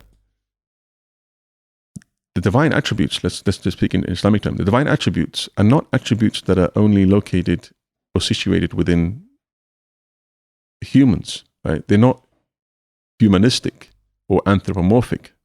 values. They are qualities and values that permeate the very substance and fabric of existence itself. And so compassion is everywhere. It's in the mountain, it's in the tree, it's in me, it's in you. The more compassionate I become, the more compassion I see in existence. And the more compassion I become by doing, I see more compassion in existence, which grants me an even higher perspective on compassion, which through further compassionate acts grants you an even deeper understanding. And you end up like the Prophet ﷺ, where he says, Inni la'ajidu nafas ar-Rahman. He felt a breeze blow from Yemen, and he says, Inni la'ajidu nafas ar-Rahman, the breath of the compassionate one, in this breeze. And this is where the whole notion of the breath of the compassionate one is so prominent in many aspects of Islamic thought. We need to recover this in the modern world, and the philosophy departments don't do that. And that one of the consequences of that is when you meet your heroes, your thinkers, your Jordan Petersons and your I don't know, whatever philosophers. I've met so many of these people. I haven't met Jordan Peterson yet, but I met so many of these people. They're disappointing as human beings. Yeah, Edward Said made the same comment about when he met with famous philosophers. I think he met like quite prominent thinkers of his time, and he said like they're all like really weird. Like for example, supporting Israel is like, why would you all this contemplation and thinking, and he's supporting Israel? In a deeper sense, you see how cerebral this knowledge is, that it hasn't touched the soul and transformed it. Subhanallah. If anything, it fueled their ego, perhaps. Because a purely rational, cerebral approach to reality is the device of the ego. Subhanallah. I can comprehend these things through my own sort of rational faculties, and I have achieved these truths through this, and it's not something which comes from humility, and it's not something which derives from. You're absolutely right, but even more so than that, if you want an accurate observation of the human condition on that front, when you catch people in a mode where they're consciously, rationally articulating an opinion, you discover more often than not that these opinions in this particular situation, they're not theirs. Let me explain. You really want to know what, and this is a very profound Quranic observation, you really want to know what people really are. Don't listen to them when they say, I believe in God, or I believe in values. Look at how they live their life. Their living, their doing, and their living is more of an accurate image of what they truly are than what they consciously tell you sitting at a table. Because sitting at a table, they're consciously constructing an image of who they think they are.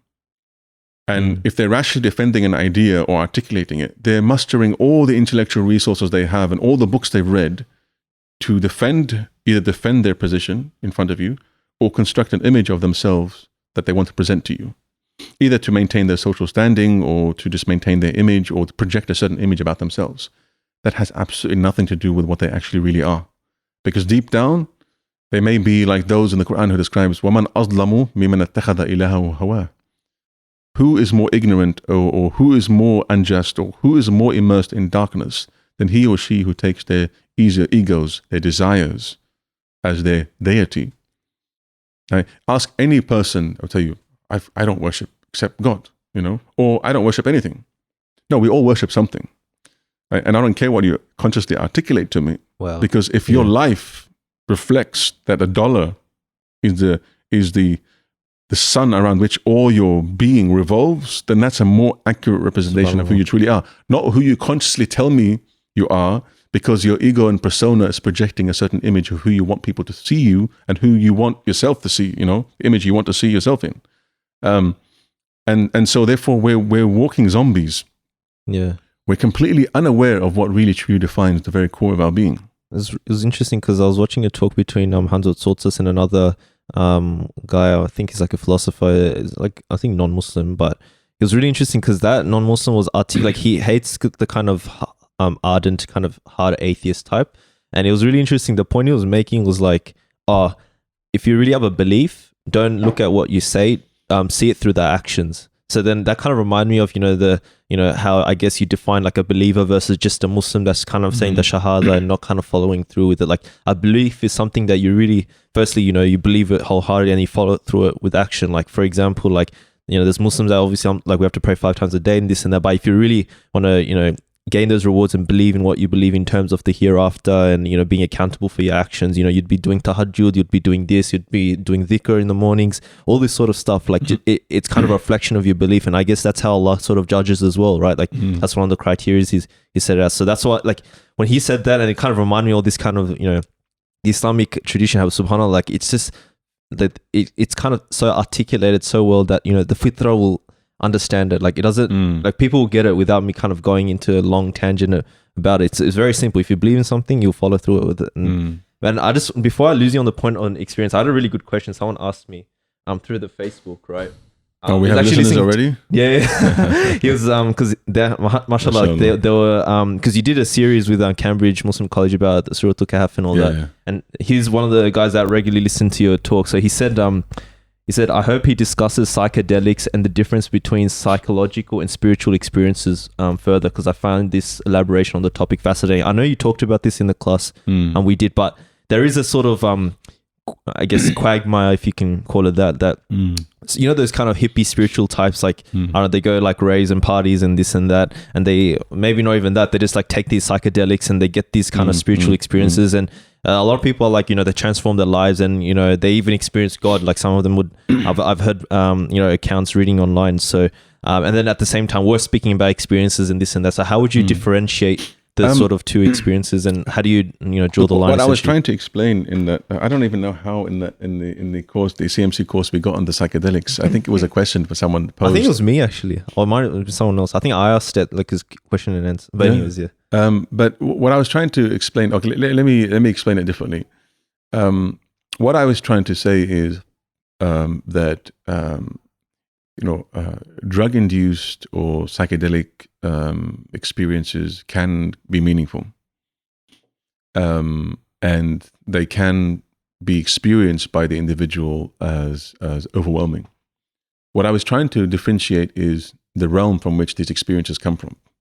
What I was trying to say is, by and large, and this is the norm, because look, ultimately at the end of the day, Allah subhanahu wa ta'ala may grant you anything at any time in any experience. But we're not talking about how God's, through His grace and His compassion, how He may or may not grant you something at any moment. We're talking about the normal process of how to acquire spiritual realization, which is the rule. The drug-induced experience is something that is largely induced through a kind of chemical response in the brain that creates certain kind of conditions and experiences. What I was saying is the source of this experience is profoundly psychological. Now, what do I mean by that? We are human beings. Our internal life, as it were, is ensconced within, if you want to imagine it, within concentric circles. A psyche, and the psyche is contained within a soul, and above that, let's say, the spirit, and then above that, the divine realm. What I was saying, I'm trying to identify is the source of that experience, because today we use terms too loosely. We say, I went to a cafe and I was sipping my coffee and I had this really profound spiritual experience. The coffee was just amazing. We're using terms in a very, very loose way. So let's go back to defining terms. What do we mean by spirit? Ruh. Ruh min amri Rabbi. Okay. In the Islamic tradition, in most traditions before the modern world, the realm of the spirit, the realm of the spiritual, represented the highest level of possible experiences. And the realm of the spirit is usually something that you say, it happened to me, it gripped me, it came from God, through kashf, through zawq, through unveiling. And it has certain definite criteria by which you can identify that it is spiritual. Now, we'll get to that in a minute. At the lower level, one can have very profound psychological experiences, and they are very overwhelming and very meaningful for the individual. And they may feel like one is being overwhelmed by them, But because of our inability to distinguish between psychological and the spiritual, we use the noblest term we have to describe the most intense experience we've ever had. And so we call it spiritual. But that's a confusion of categories. It has to do with the meaning and value we see in the experience rather than the actual source of where it's coming from. We have to be very precise about these things. But when I say to someone, oh, your experience was just psychological, it was psychological, it wasn't spiritual, they feel like offended because I'm demoting that experience to something less. Whereas what they want to do is give it the highest possible description within their own vocabulary. And within their vocabulary, the highest possible description is that it is a spiritual experience. But just to say it's a spiritual experience doesn't mean it actually is. You can say whatever it is. You can say whatever you want. You can say, I am God, right? And say it doesn't make it true, right? So discernment is very, very important because without certain kind of criteria on our own, we can't always distinguish from where this experience is coming from. The second point I was trying to make is, if a psychedelic experience truly generates the highest spiritual experiences, then all the prophets and all the saints and all the mystic sages were a hoax, a lie, because 40 years sitting on a mountaintop contemplating is useless if I can just replace it with a pill, right? It makes the whole journey absurd. Second thing. The third thing is, it's a misunderstanding of the nature of enlightenment or the enlightenment process. The process I described earlier, one cannot attain to a high level of spiritual knowledge without going through the avenue of virtuous actions, amal, ibadah, things that involve doing. If someone says, I've never prayed in my life, but I took a pill and I saw God, not God, but I had the highest spiritual experience, and now my whole spiritual life consists of taking pills, I would say, there's something wrong with you. But I also noticed with these individuals, like, where I grew up, the eastern suburbs, where you also grew up, a lot of the people would take psychedelics as part of a rave, and the experience they had would reflect the sum of all their experiences, and it would always be within their context. So if a Muslim, for example, takes one of these psychedelic drugs, oftentimes what they see is something that they ascribe to, sort of purely Islamic, worldview framework. I saw the NBA, like I saw, the divine. Whereas, if you take someone out of a different context, it'll always reflect that, and they'll say, "Oh, I saw this. It affirmed, what I." And some people just say nothing. People just say, "Oh, I was tripping," So I think it's certainly just a projection of the. Look, there's no doubt that it can induce meaningful experiences, but if it's within the realm of the psyche, and let's define what psychological means. Like your psyche, Ibn Arabi distinguishes between two degrees of the psyche or the imagination. There's the khayal al-muttasil, khayal al-munfasil, right? The khayal al-muttasil is the one that's bound to your human psychological constitution. The khayal al-munfasil is a faculty that you really need to work really hard on to actualize. Once you actualize it, it grants access to another realm, right? And it requires a lot of work to a certain extent. Unless in certain kind of dream situations where Allah grants you a certain vision. Now, khayal al-muttasil by nature is the experiences you have are profoundly overwhelming, Guénon used to say, without the correct criteria to distinguish between the spiritual and the psychological, it's very difficult to distinguish between the warmth of the fire from below, which is from your unconscious hell, and the warmth of the light from above. People often confuse these experiences. They feel, and you go to a rave, and because of the collective experience and because you're dancing and moving, and the music. Now, when you listen to this kind of music and you're moving to a rhythm, what's happening is that you're surrendering yourself to a rhythm that's external to you. And so you have this outer body experience, which is real, because what's happening is you're surrendering your natural rhythms, your bodily rhythms of going to work and deploying your body and picking up cups and doing this and that. What you're doing is you're surrendering to another rhythm that's not from you, from outside of you. and you're handing yourself over to it, and it carries you like you're being carried on a wave. And that's experienced as an outer body experience of oneness with everyone, everything around you. But this psychological oneness is not wahdat al-wujud. It's not the oneness that the higher mystics talk about. So we need to be very, very careful in terminology that we use and discerning. The Islamic tradition is the most profound tradition in terms of distinguishing and discerning the nature of certain experiences and where they're coming from. If you look at dreams, for example, and I think I gave dreams in that episode, they provide very specific criteria for what constitutes the highest dream, which is a vision, ru'ya, for what constitutes, I classify dreams into 4 categories, although in Islamic tradition you usually find just 3, but there actually are 4, because one is less explicitly articulated. But you have visions, ru'ya haq, at the highest level, right? Then you have spiritual dreams, and then you have psychological dreams, and then you have mere adghath wa ahlam that are just psychosomatic, bodily generated. Yeah? They're generated by, I don't know, you go to bed hungry, and then you imagine yourself sitting in a huge bowl of melanzane parmesan or something like that. I don't know, or caprese salad or something, and you're eating it. You're very hungry. So how do we distinguish between all these dreams? We need criteria by which we can distinguish, right?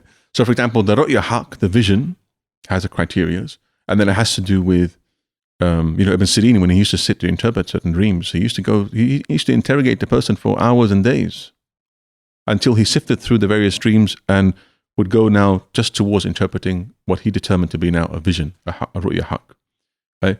They usually happen at the 3rd part of the night, right? For example, and that has to do with a deep stage of profound deep sleep to a certain extent.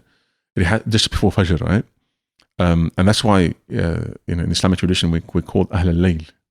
The Ummah of Islam is called Ahl al-Layl because of the unique unveilings that Allah subhanahu wa ta'ala gives to this Ummah during the 3rd part of the night. The secrets of the unseen, as it were. So the 3rd part of the night, well, it's one criteria. The second criteria is it's difficult, a bit more difficult to determine, but it's the reality of the dream itself, that it imposes itself with such a vividness that it comes across as more real than the physical world. Anyone who's ever had an experience of seeing the Prophet ﷺ in a dream will tell you, if you were to ask them, what are the top 3 experiences of your life? An average person would say, I came across a person the other day, he told me, he met his hero. His hero was the first man to climb Everest. He's a New Zealander. Hillary, yeah. Yeah. He said, that was the highlight of my life. And I thought to myself, my God, if that's the highlight of one's life, then there's something deeply problematic. Someone else told me, the top 3 in my life was, I saw the Prophet ﷺ in a dream. My parents and marriage, let's say, for example. You have to always put marriage in there, otherwise we get into trouble. What does that mean? It means that someone's most profound experience in life isn't even in the physical world. The vividness of a ru'ya haq imposes itself with such a degree of reality because it's coming from a ontological level of reality that's more real than the physical. It imposes itself with such a vividness that you can recollect every detail of it, right, for the rest of your life. Just to add there quickly, sorry. In Sufis of Andalusia, Ibn Arabi says, I don't know if he was in a dream, but you could probably clarify that he saw Allah's arsh. Was this like through a dream? This is example of ru'ya haq, right? But Ibn Arabi, most of us can only experience, the Prophet ﷺ said that dreams are 1/46 part of prophecy, right? And he says, I'm not leaving anything of prophecy after I leave except dreams, right? Which is why Imam Ghazali uses dreams as a proof of prophecy. It was 1 over 140, was it? 1 over 46, yeah. 40, because I remember 1 over 46 parts. It was 46 days before he received first revelation. He was having dreams every single day. I think that's the beginning of revelation begins with dreams, right? But for most of us, it stops there. For the prophets, it becomes a full revelation. Right? Most of us only experience these visions in dreams. But some of the awliya are able to have it in waking state. They're able to enter into the alam al-ghayb, as it were, and have these waking experiences because of they've refined his capacity to do so. And so, Sheikh Mahmoud talks about on several occasions his ability to constantly converse different kind of prophetic figures. And one of the greatest gifts he was given was that he was able to meet the prophets in his dream, okay. In dreams, sleep, waking. And Khidr, but Khidr is so. But the point is that we have certain criteria to distinguish what constitutes a real dream. That without this criteria, the other thing for Ibn Sirin is that a third criteria for what a real dream is its content. If it's the Arsh or the Prophet ﷺ, it's definitely, Prophet ﷺ said, "Man ra'ani fil manami faqad ra'ani haqqa, fa inna shaytana la yatamathalu bi." The shaitan cannot take my form, right? So if you see me in a dream, you've really seen me, and that means it's coming from alam al-ruh, from above. You can't conjure up the Prophet ﷺ, psychologically speaking, So if you compare a lot of the descriptions of the people who've seen the face of Rasulullah sallallahu alaihi wasallam in dreams, they always tends to. I know individuals who have seen Rasulullah. You mean we know individuals? Yeah, you told me. I told you. Yeah, I know. I won't say it publicly. Yeah, of course. Yeah. But yeah, he'd never read the Shama'il ever, and the first thing he was quizzed about when he brought the dream to his teacher. Was what did you see? Describe and he described the Shama'il verbatim. But he swore by Allah he'd never read them or encountered them ever. It had not been something that had ever been of interest to him. That's interesting, because my point actually, and I know I asked you this in class as well, is that, like, for example, like, I guess when we talk about these concepts, they'll be like, thinkers and philosophers, they'll kind of bring counterpoints to it. And I guess one of the ones that I posed to you was the idea of, like, David Hume, like, he was a very kind of a posteriori kind of line of thinking, where I guess what you see determines what you think. So, for example, you can only think or imagine in colors blue, green, red, like the colors that you see. It's not like there's some other kind of abstract color that you kind of can envision in your mind that you can't sort of see around you. So he makes that point that means that our sort of thinking and also like dreams and stuff is constructed essentially by what we see. So I guess my question when I asked you, I can ask you this now, you can kind of articulate the point, is that so David Hume would make the point that, look, these kind of dreams that you have is just essentially, things that you've experienced and seen and maybe yearn for and love, and you're just kind of seeing it in your dreams. It's not really, it's not proof for anything really. So that I assume that'll be like his point that he would make. With that statement that you just mentioned about David Hume, what he's saying is essentially to a certain extent true. I mean, Ibn Arabi says the same thing. He says, ultimately, the way the imagination works is that it works by putting together images that you've seen. You can't, by and large.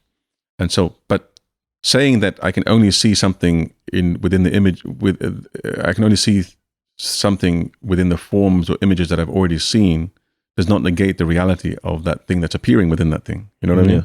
So if let's say, for example, you see the Arsh in a certain form, and you see it in a form that's only familiar to you, which is like a big throne, all you're really saying is you're commenting on the fact that I see the Arsh in this specific form because I'm only familiar with these forms. But to say for all human knowledge, we perceive of things only through our senses, and thus, like things that exist in reality, like this table, is it brown in reality? No, we only perceive it as such.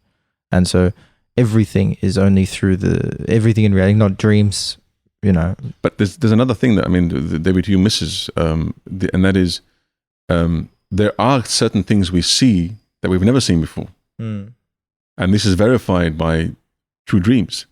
Ibn Arabi says something really interesting in his Futuhat. He says the highest kinds of visions, most visions when they happen, and this is where he distinguishes between, and this is where David Hume and his ilk seem very, very adolescent, very, very simple-minded people, because they seem to state the obvious, but because they state the obvious, but then say that's all there is to truth and reality.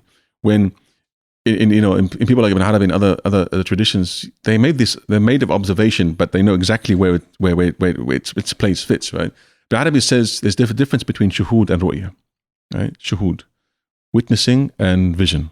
A vision like in a vision. The Arabic word witnessing means that shahida shay, shuhud. And shuhud is something you bear witness to something that you've already seen. right? So the nature of shuhud is that you see, let's say, for example, you have a notion or concept of God, or something appears to you in the form of God, whatever it is, or in your i'tiqad or in your belief, and you understand God in a certain way. He says you can only witness God in the forms that your limited mind or heart is able to contain. And so he says God has no form, but no notion and no concept. He cannot contain by any of them. But we usually have notions and concepts and ideas and images and whatnot.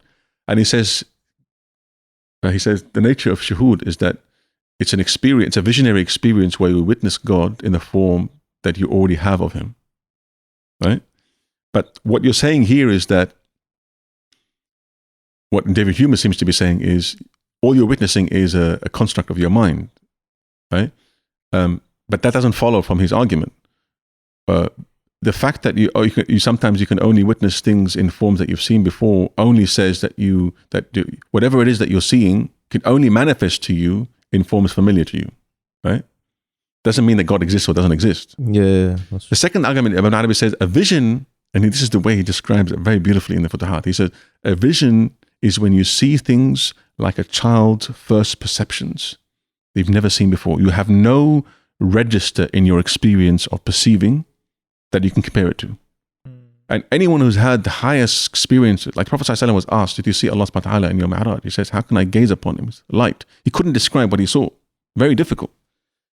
These visions are possible. They do happen. The problem with David Hume and people like him is that they completely dismiss, what they can't comprehend, they dismiss and they move on. Imam Ghazali says, brings us to a very important point. Imam Ghazali says, the biggest challenge to anyone to prove prophecy is the reality of dreams. And you think, hang on a minute, most of Islamic tradition proved the reality of prophecy through miracles or the moral character of the prophet. Yeah. Imam Ghazali says, no, they're not the greatest proofs of prophecy. The greatest proofs of prophecy is something that you, me, you, and every human being contains within them. We all contain the proof of prophecy within us. And that is the reality of dreams. The fact that a dream can give you knowledge of something that is yet to happen. And even atheists can have this experience and they talk about it. The fact that in the contemporary world they completely exclude dreams is because they can't make any sense of it. They don't understand what it is. People like Jung have tried to, they come quite close, but so a dream is something that every human being experiences that cannot be explained or reduced to any other mode of knowledge. It's just a mystery. Yeah. Especially when you have dreams of things in the beyond, or dreams of things that are yet to happen, or a dream that literally unfolds exactly the way you saw it, right? Even just to add quickly, just to give a data, an example is I actually met someone, I remember Ramadan 3-4 years ago where he went to Masjid, he converted, and I was having a chat with him and he was telling me that one of the kind of sparks of converting was that he actually had a dream of him having he's clean shaven and stuff, big build. It was just and I remember his recount, it was just I had a big beard, I had a thobe, I didn't even know about Muslims or Islam, and I had this dream, subhanAllah. And then before you know, a week later, he bumped into his old friend, realized he's Muslim, started watching some, I think, Khalid Yassin lectures, became Muslim. So things like that. If his first kind of instant in terms of researching Islam was being perceived, in seeing a dream of him being in a full beard and thobe, that's just how does that happen? There's things that you can't explain. It's interesting you mentioned that, because in my process of converting to Islam, one of the vivid, I have these sort of flashes of memory, and it's a memory of a place that exists, and this was before I knew what a masjid was. I was very distant from sort of the Islamic world. I'd never been to a mosque. I'd never really seen much, and I just remember flashes of light in a room shining through a masjid, and I remember seeing Arabic calligraphy on the walls in gold, and it was strange to me. I'd never seen this place. I didn't see it in a photo, because the color of it was so vivid, and the light was like the sun that shines through, in the afternoon, and reflects off glass. And I'd never seen this image before, but it was so vivid. And I think that sometimes, when I reflect upon it, it is those vivid flashes that are like dreams, literally. I remember, but I don't remember how it came to me. I don't remember where I was. I don't remember if I was asleep or I was awake, but that is what gives me the certainty more than anything else of the higher reality. It's just these fragments in my mind almost. Absolutely. That are conjured up in an inexplicable way, but that sort of pull me gently towards something that it's just like from that point I began to gravitate indefinitely towards something that I saw held within higher truth. It's the ultimate proof of the unseen.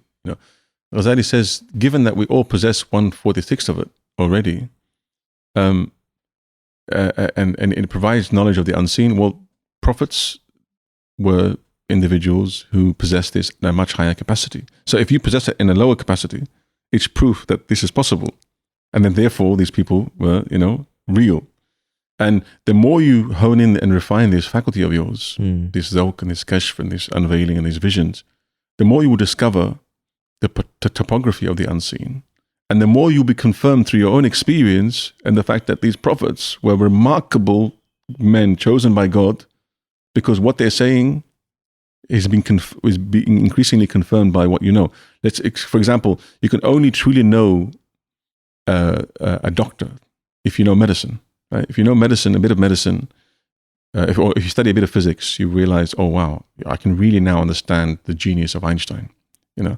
And if you have begin to develop these own spiritual experiences of your own, they confirm the reality of prophecy, because they confirm exactly what these individuals were describing from Alam al-Ghaib. And so he says every one of us is a walking proof of prophecy, which is a remarkable thing, because what he's doing is he's removing the proof of prophecy from a rational argument and making it an experiential one. You can confirm for yourself whether prophets existed or not. Because he says, prophets, you can either deny the possibility of prophecy, or the fact that it actually existed, or that a particular individual was a prophet. You can confirm the possibility and existence of prophecy through dreams, and you can confirm whether Muhammad ﷺ was a prophet or not through dreams and all these other means like the miracles. And it's interesting because it's not even just the fact that us Muslims have these kind of experiences, and then it probably doesn't happen to disbelievers or non-believers or whoever, but the actual fact is they probably have it, but they either choose to ignore it, or they choose to ignore the signs, or all these sort of stuff as well. So I think everyone kind of experiences it in a different, in one shape or another, but it's about, I guess, who kind of uses the will and acts upon it. You know, so that's kind of what I take away from it, because it's not just a Muslim I think also thing, right? to describe it better, when I had these flashes in my mind, it was not so much that I knew what it meant then, but it was that when I encountered the Quran and when I encountered the Deen, I recognized it in a deeper sense. It was something that I'd seen. It was deja vu of sorts. And I did that because of, obviously, I have some proximity to Islam and Muslims in this area. Perhaps there are cases of individuals who have these, experiences, but then there's no proximity to, knowledge or to the Muslims. And I think Al-Ghazali actually talks about this, people who have these, like the Turks. He talked about the Turks at that time who were not Muslim, having these experiences, and he talked about it in terms of salvation. Salvation can come to those who are beyond Dar al-Islam and well away from it, because perhaps they don't have the capacity to connect with the entire system, even though they may have some experiences of it. And ultimately, let's say a Christian can only see or imagine God or engage with God in the forms of that available within Christianity. Which doesn't nullify the experience itself. It could be real, but it's more limiting because of the more limited form or framework within which it exists. But coming back to this issue of discernment and psychedelics and whatnot, once one enters into the realm of experience and the realm of tajruba and the realm of what the modern world today calls, unfortunately, the realm of subjectivity, but it's not really the realm of subjectivity, because it's a realm of objective truth experienced through the individual. Once we enter into this terrain, one has to bear in mind also that the Islamic tradition was very meticulous about guarding against the pitfalls of this inner journey. And there are many. And contemporary psychology is usually critical of religions because of the possibilities of self-delusions. Yeah, but what they haven't come across, Freud especially, I read like a lot. Right, is not worth commenting on. At least in terms of his understanding of religion, it's very, very lopsided. I mean, he's the wonderful insights, but his understanding of religion is I'm just shaking my head when I got to those parts when he's talking about religion. I'm just like, dear. No, but I mean, but you find in the Islamic tradition much more refined analysis of the pitfalls of the inner journey than you ever find in Freud and Jung. And it's important to know this because Muslims were fully aware and cognizant of that once you turn inwards into your journey, the inner terrain is as vast as the entire cosmos. And it's a terrain that can be treacherous, and there are pitfalls, and there are obstacles, and so one has to guard against and protect against confusing an ego trip with a true, spiritual trip. People end up thinking they're the Mahdi, coming out of a lot of experience. Like Hamza Yusuf talks about people who they do so much dhikr that they go insane. In the way that we would describe we did an episode with Sheikh Omar Baloch, and I because I went into just to kind of add in, because a lot of people, like we were talking about psychedelics, where what happened is some people took like DMT, like it's now the craze, and Joe Rogan goes on about it. And what happened, I was going into a bit of a Reddit rabbit hole, and some other friends shared it with me, is that even with people that took DMT and they go into states, they actually interact with jinn, and some of them take pledges with jinn. And then they ended up like some of the kind of lives transformed for the better or for the worse. Really? And and some of them even said that they saw lights, and then that light told them that it was God, and they believe. But we know in the Islamic tradition, because you need a framework to kind of understand these things, where we know it's shaitan that can kind of be fooling them. So actually making pledge to the shaitan. So there is this. You need a guide, a murshid, sorts as well. So that's the kind of we were talking about experiences. It's like there needs to be a certain level of framework, and I guess that's the Islamic tradition that gives us. But then you see this kind of scary, like very, very scary stories that I was kind of reading with everyone's experience. Like they were in so much pain, they were going into an infinite loop of just like pain that they wanted to die and kill themselves. And this was when they were under like DMT. And they were saying like they were meeting machine elves and all this. So I'm not saying like all of them might be right and stuff, but there is like validity to it, because I just kept seeing like so many like comments about this. So it's really interesting that in that kind of aspect as well. Sorry, but these may well be just purely deep psychological. Yeah, they're not. Of course, they're not necessarily negative spiritual angels descending. Yeah. And I want to emphasize that it may well be that Allah subhanahu wa ta'ala grants a pure heart in a moment of weakness like this, a genuine experience, only to lift them out of it. But it's not the norm. You know what I mean? It's of course. No. It's possible, basically, is what you're saying. Absolutely. I do want to sort of bring things back. And you mentioned Ibn Arabi, and you've quoted from him quite a few times. And the thing is, obviously, I read the Cambridge Islamic Theology, which is fantastic work. I recommend it for for pretty much all the Muslims today. I think it's a good overview and a good starting point for understanding the development of Islamic thought. I think there are allusions in that book to the fact that Ibn Arabi represents a sort of zenith within the Islamic intellectual and trajectory. Do you agree with this statement? And there is controversy surrounding him, particularly today, with the emergence of certain trends within the Islamic world. How did they influence and impact the sort of strength and the capacity of Islam to remain as robust intellectually as it was in the past? And who is Ibn Arabi to the tradition, and why is he controversial and why is he important? Look, Ibn Arabi is in many ways you can consider Ibn Arabi the ultimate culmination of the Islamic spiritual intellectual tradition. Many of my old professors used to describe Ibn Arabi's magnum opus, his main text. I think James Morris described the main text, Futuhat al-Makkiyya, as a continuation of the Ihya Ulum al-Din, but at a much higher level. It was written for people like Ghazali, not for people like us. And it contains a lot of knowledge that many scholars in the past would not have committed to writing. down.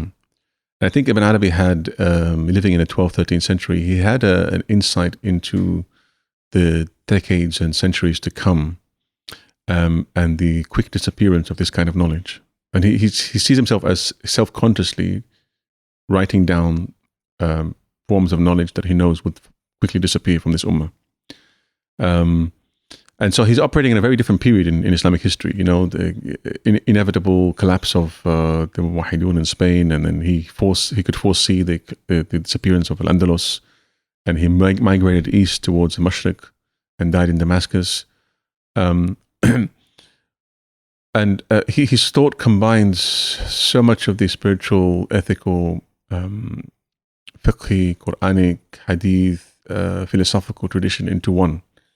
And for me, why I consider him to be a zenith, to a peak moment in Islamic history, which hasn't been reached, no equivalent to him after that, is because I think he did to Islam a great service to Islam by returning it back to its Quranic roots, in the sense that he stemmed the tide of what Muhammad Iqbal would call the classical tendencies of Islamic thought, the over-preoccupation with Greek philosophical problems and Greek philosophical methods. He turns it back to the Quran and back to its roots and back to its anchorage in I use this term very carefully because people usually misunderstand it, but a poetic vision of reality that stems from the Quran. By poetic, I don't mean poetry. I mean a profoundly visionary discourse of the Quran that combines the beauty of language and meaning with reason, with kashf, with all sorts of all dimensions of human experience and knowledge into one. His writings resemble very much the Quran because he's emerging out of a Quranic worldview. To give you a very simple example, his understanding of language is phenomenal. Ibn Arabi considers a language to be absolutely vital, and no one has meditated on the nature of language and the Quran as a language as much as he has in the Futuhat.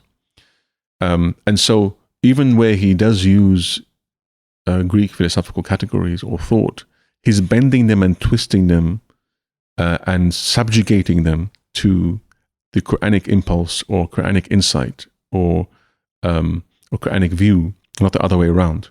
And so you find that many of his terms that he's using seem to snap and bend and crack at the seams because they can't contain the full insight of the Quranic view or perspective or concept. Unfortunately, some of his ideas have been misunderstood, and Ibn Taymiyyah is largely responsible for this. Do you think that he misunderstood Ibn Arabi? He did. I think he did misunderstand Ibn Arabi. But they were both great giants of this ummah, and I don't like to get into the quibble who was right, who was wrong. But I do think there was a certain misunderstanding at a certain level. But that was claimed even, just after Ibn Taymiyyah's period by Ibn Hajar. Yeah. He claimed that, you've misunderstood completely. Yeah. And many people came to his defense, and we don't need to defend giants Ibn Arabi. As well, yeah. But I think the greatest danger in Ibn Arabi is when he's not understood by people who are yet properly formed, Islamically speaking. And that's why, traditionally speaking, in the traditional pedagogy of Islamic education, Ibn Arabi was only taught to a handful of murids when the sheikh considered them to be ready for his insights. Mm-hmm. However, I think in the 20th century, 21st century, things have changed dramatically. And I do disagree with many of my traditional sheikhs about, they insist that Ibn Arabi should remain on the shelves. I've got that told to me a lot of times. Like when I posted I'm reading Sufis of Andalusia, I got a lot of messages saying you need to check out. Like, it was a very simple book, but I've gotten that similar vibe as well. Even of pedagogy at that point, isn't it? Like the capacity of the teacher, if someone is brilliant enough as in terms of their comprehension of the ideas and their ability to teach those ideas, then they should be able to distill messages from it, perhaps not entirely. The problem with Ibn Arabi's thought is it lends itself well to an intellectual comprehension when it's not an intellectual endeavor. And so many people engage, so many people who grasp his core insights and ideas say, I've understood Ibn Arabi. When what he's inviting to is an experiential vision for you to see things in a certain way, not understand and grasp ideas. As is Ghazali, so to speak. Yeah, and so the problem is people end up thinking they've understood Ibn Arabi because of our contemporary bias towards a purely conceptual understanding of things. When what he's inviting you to is a radical transformation of who you are, what you do, your being, such that you can then see what he sees. No one does that anymore. Now, I would personally, my personal advice to people would be to follow the traditional pedagogy of getting to Ibn Arabi only when, at a certain stage. But the problem is you can't control the process. The other problem is Ibn Arabi is already everywhere anyway. And so by leaving him, you can download Derrida and Ibn Arabi and Lao Tzu in the same minute on your laptop. I tried to read some English translations and I genuinely couldn't understand it. Like I could not. I mean, there are certain books that make him accessible, but there are some, yeah. But the point is, he's everywhere, right? And so, what's the motivation then to not talk about him? If people are reading him anyway, isn't it better to provide a proper context and a proper framework for him for them to understand him in a traditional way? And I say this in particular. I come from the Arab world, and most of the authors writing today about Ibn Arabi are ex-communist, ex-secular atheists, or ex-socialists who are now pouncing on the latest trend, which is Sufism and spirituality. And they're his main interpreters. Why? Because the traditional scholars are still bound by that traditional hesitancy to comment on him. And so many Arab youth are reading Ibn Arabi through the lens of ex-secular socialists or communists. It's probably where I would come from. Yeah.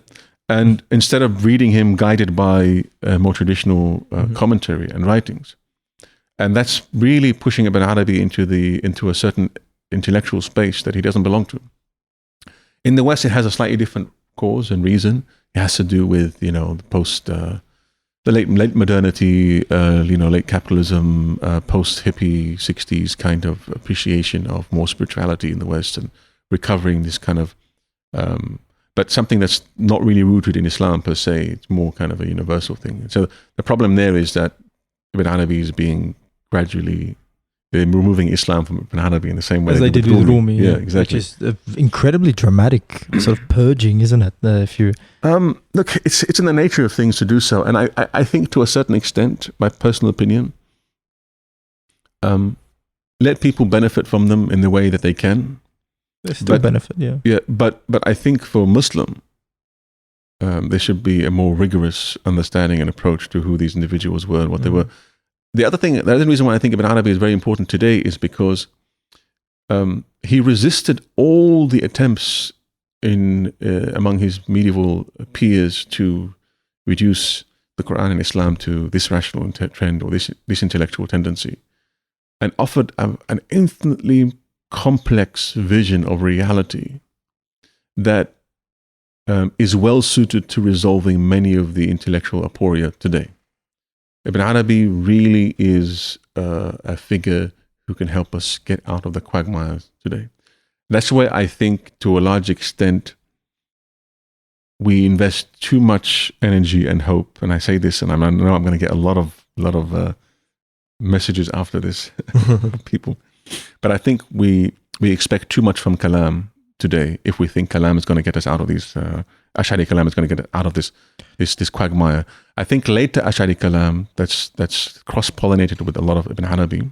And the reason why I say this, like later Ash'ari Kalam, because a lot of the young Muslims who now study Kalam, they tend to always be going back to the earliest texts, early, which is fine, but you're missing several centuries of Kalam's development, number one. Two, its richest intellectual trajectories come later, building on the earlier. And so, especially the post-Akbarian or post-Ibn Arabi Ash'ari Kalam. The other thing is why Ibn Arabi represents a very important moment and I say this, and non-Arabic speakers and readers will criticize me for this, but I want to insist on it vehemently. because I think it's a point that needs to be said. Too many people, too many Muslim youth study enough Arabic grammar to get through a few texts and then move on to Persian or move on to Ottoman Turkish or other languages, and miss a fundamental point that's very central to any revival of a Quranic worldview. You cannot understand the Quran and the Arabic of the Quran, and this is in the tafsir tradition anyway, methodology, without understanding the whole culture, poetry, world in which these words were immersed in and nested, right? And that takes a lifetime of study. Merely picking up a grammar text to just pick up enough Arabic to read a classical text and then move on is not enough. And I think what has happened in the post-Akbarian tradition, especially when Ibn Arabi is appropriated more and more by philosophical readers and interpreters in the Persian tradition, I feel... Such as by who, sorry? I mean, from Abdurrazak al-Kashani onwards, Dawood al-Qaisari and Haydar Amoli, and then into the Iranian tradition, I feel that they picked up on so much of Ibn Arabi that was important for engaging with philosophers, but they missed the fundamental poetic vision that he was inviting to. And largely because I think many of these figures were not immersed in the poetic world of Ibn Arabi's, the Quranic Arabic. I think very few commentators have picked up on the semantic ocean of the Quran and what Ibn Arabi was trying to open up through the Quran. And although they continued a philosophical tradition much richer than Ibn Sina and philosophers prior to Ghazali, they still missed this fundamental core part of his vision.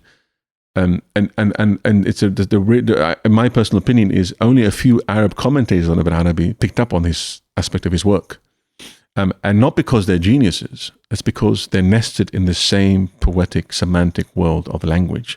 Language is very, very important here for Ibn Arabi. The Quran is a mirror of existence, and this is not just a metaphor. This is a reality, and so in that sense also. He's where I consider Ibn Arabi even more radically visionary than anyone else, because he goes back with Islamic thought back to its Quranic roots, and then explodes it all like a volcanic eruption. No one did it before him. Too many people veered towards engaging with classical philosophical problems and issues, and interpreting Islamic issues through the lens of Greek philosophy or rational thought. Ghazali started it, but Ibn Arabi finished it. How would you explain the concepts like wahdatul wujud and stuff like that? That would be a bit like we're gonna need other episodes for this one. How would you explain? Because in that sense, like you're describing, it's going back to the roots. It's not so much wahdatul wujud that I'm talking about here. I mean, although this concept has been misunderstood, he never coined the term wahdatul wujud. No, he never said that himself. He never uses it. It's his student Saduddin al-Qunawi that first used the term, and in passing once or twice. I think people picked up on it as the core topic in Ibn Arabi, Ibn Taymiyyah and others, and then considered, hang on a minute, look at what this guy's talking about. This is pantheism. This is hulul, this is incarnation, this is pantheism, and this, Ibn Arabi, I mean, there's no English term that really captures his view properly. So I would resist translating it. I read one fatwa, actually. It's from Taqiyuddin Uthmani, Mufti Taqiyuddin Uthmani, in English language. It was the only fatwa I actually was able to get. I think that was substantial. He sort of said, don't, just like the question was like, what do we think of Ibn Arabi? He's like, just look, don't go there. There's no need for you to delve into these things. But he basically said that there was a hadith. This is Taqiyuddin Uthmani's explanation. Rasulullah sallallahu alaihi wasallam said that there was a Jahiliyyah poet who said that surely all things but Allah are in vain. And the Prophet ﷺ commented on this, saying that this was the greatest word of truth from a Jahili poet. And Mufti Taqi Uthmani sort of said, I don't think he's Taqiyuddin, Mufti Taqi Uthmani was talking about how this is basically summarizing Ibn Arabi's belief in a simple term, in that things that are existent all come from, like everything is contingent upon Allah, and if something is contingent upon Allah, it doesn't really have existence in and of itself, and that something to do with that. But it's you can clearly see from that, even though it was a simplification, that it's been very gravely misunderstood and straw man sort of in the for sectarian purpose. Look, his understanding is an invitation to a vision. It's not a philosophical concept that we can tear apart and criticize, because it doesn't make any rational sense here or there. He never talked about it in that sense. And so, putting aside this particular controversial idea, which is not really his in the first place, I wrote an article years ago, which I never published, on the orthodoxy of Ibn Arabi. And if you define orthodoxy by taking the Quran as your point of departure, there's no one more Quranic than Ibn Arabi. I don't think we have a sufficient understanding of what the Quran actually is and what it's doing. And if you read a lot of the commentators and the commentaries, and I'm going to go out on a limb and say this, they haven't even come close to exhausting the possibilities of what the Quran is actually doing. They haven't. And that it's not because they were limited in their understanding. No, but it's just because sometimes when we interpret a text, we bring certain questions that bear on the text, and sometimes we ignore others because they're not of central concern. Today, we bring to bear on the Quran a lot more, quite a different set of concerns. And so we're able to see, it's able to answer us in ways that it didn't answer previous generations.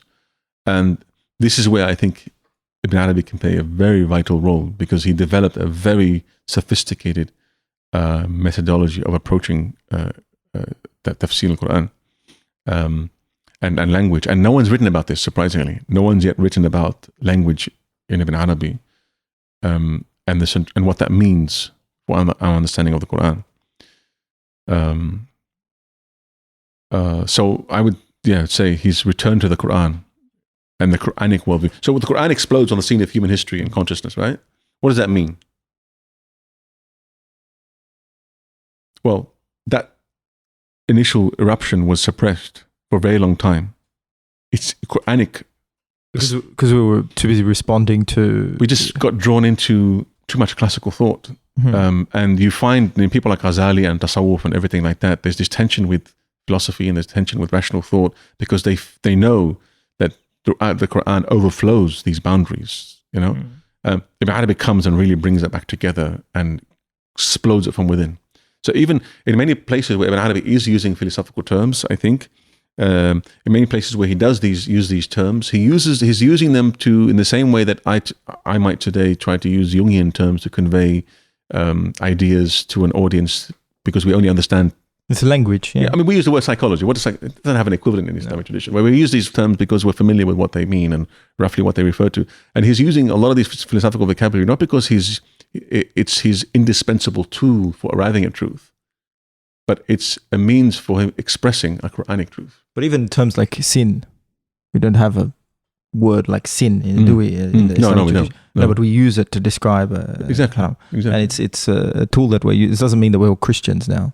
It's just it's an easy way to describe things. I wonder what your position is on the contribution of Al-Razi as well, because he's also another one who's seen as representing the kind of high point of Islamic philosophy. I'm not as familiar with Razi as I am with Ibn Arabi. I mean, Ayman Shahadi has written great books on Razi, and I think he, Ramadan gave me an opportunity to go through his Mafatih al-Ghaib, especially in regards to Surat al-Kahf. And I found he's an interesting figure because the way he approaches things, not necessarily the conclusions he arrives at. If you look at his tafsir, for example, he has a nuanced perspective on the complexity of what the Quran is doing, definitely. And although he comes across sometimes as presenting a rational view, he does. In his tafsir, he's a bit more nuanced than that. And I find him of great pedagogical value for students, because I work with students at high school level, sometimes at the university level. He'll give you, for example, he'll say, look, هذه الآية فيها مسألتين مثلا. You can look at it this way and this way, linguistically, and he has the rational. And then he breaks down each one also into several categories. And he said, it is said that this this is view, and potentially there's this view, and potentially there's this view, and potentially there's this view. And he weighs them all and evaluates them and appraises them and criticizes them. No? And then he says at the end, he gives you what he thinks is the most likely view. But along the journey, he's unfolded several 8 different ways of looking at it. So in that sense, I feel he does have a nuanced and complex view of what the Quran is doing. I can't comment really on his theology per se, because it's not something that I've delved in great depth. But his approach is something notable in that sense. It is notable, and especially in his tafsir, it's enjoyable to read. Yeah. And you find him really coming out with his true colors, as it were, on those controversial verses, where there's, he'll weigh in on the rational view of this here or there. But throughout the rest of the Quran, it's a joy to read because of that, Yeah. I wanted to ask, I know before we were talking about experience and dreams and all that, because I know you did a lot of works on is it Jung and psychoanalysis. So I assume you would have touched on those sort of areas. In what ways do you see works of Freud and Jung? Do you see them kind of useful when it comes to kind of I don't know, doing a synthesis of their works and kind of using it for perhaps quote unquote Islamic purposes? Because I guess they would have had their own thoughts about dreams and I know because I've done a lot more research on Freud. I'm not too I know with the hype with Jordan Peterson and all that, Jung's kind of people have researched a bit more, but because for my electives I did papers on Freud instead, and the sort of stuff he was saying was I don't know, maybe it can mesh with Islamic thought. But in the sense that he makes desires at the height of you're essentially paraphrasing the sense of you're suppressing your desires because society wants you to be in X way. So then you kind of internalize that, and that's where perhaps some issues may arise, I don't know, guilt and all that sort of stuff. So it goes down that line of trying to explain certain things, and I guess it looks logical, but when you kind of I guess use the Islamic framework, it's kind of making the nafs at the height of essentially how you should go about life, and using that to dictate how you should behave, and kind of trying to explain away things of why X sort of thing happens to you, for example. So what's your kind of take on, especially when it comes to the physiological psyche that you mentioned before, can their contributions so be a lot of what we adopted touched before does interconnect. Look, it does. I mean, Freud, you have to understand the context Freud's operating in. He comes at the end of the 19th century, Victorian era of repressed sexuality and all sorts of different things, a highly bourgeois kind of stratifying societies where and a lot of his clients are from the bourgeois. So he's coming out of a world also of evolutionary theory and atheism and no God, and he was an atheist himself.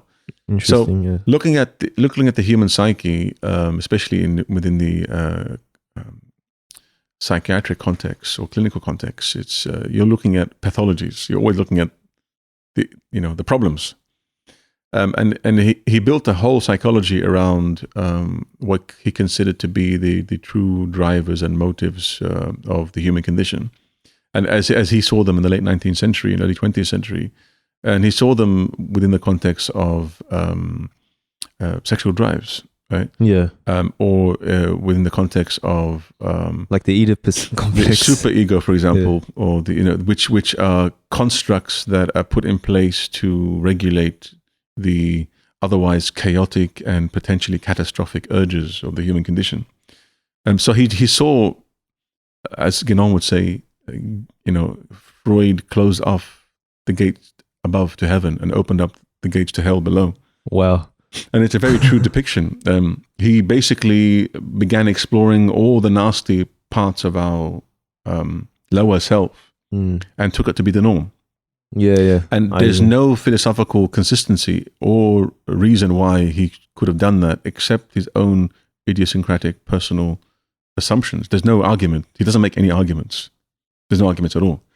And then he developed an energetic kind of model of the psyche where, and it's the problem with these kind of models is that you get caught up in the metaphor itself. So sexuality is repressed. It's dammed up. Okay, so what happens with a dam? It builds up, and it explodes. So now you're following the image of the metaphor itself rather than the reality of the phenomenon itself. Is that an accurate image of our sexuality? Or is that a natural consequence of the metaphor you're using. There are very deeply problematic issues with Freud there. The assumption that human beings are on an evolutionary developmental scale, from animism all the way up to enlightened rationality of his age, that's also a false assumption. The data doesn't bear it out at all. That's not the story of the human. That's not the human story at all. Neither anthropologically speaking, nor from the Quranic perspective. So he's making a lot of false assumptions and building on them in order to gain a certain kind of credibility or scientific foundation for his view. Jung comes along and says, "Hang on a minute. There's so many problems with the way you're looking at things." And Jung considers the libido is not purely sexual, but libido is any psychic energy. It could be poured into your lower nafs, it could be poured into your sexual drive, it could be poured into your ego, or it could be redirected properly back into your spiritual self. Right?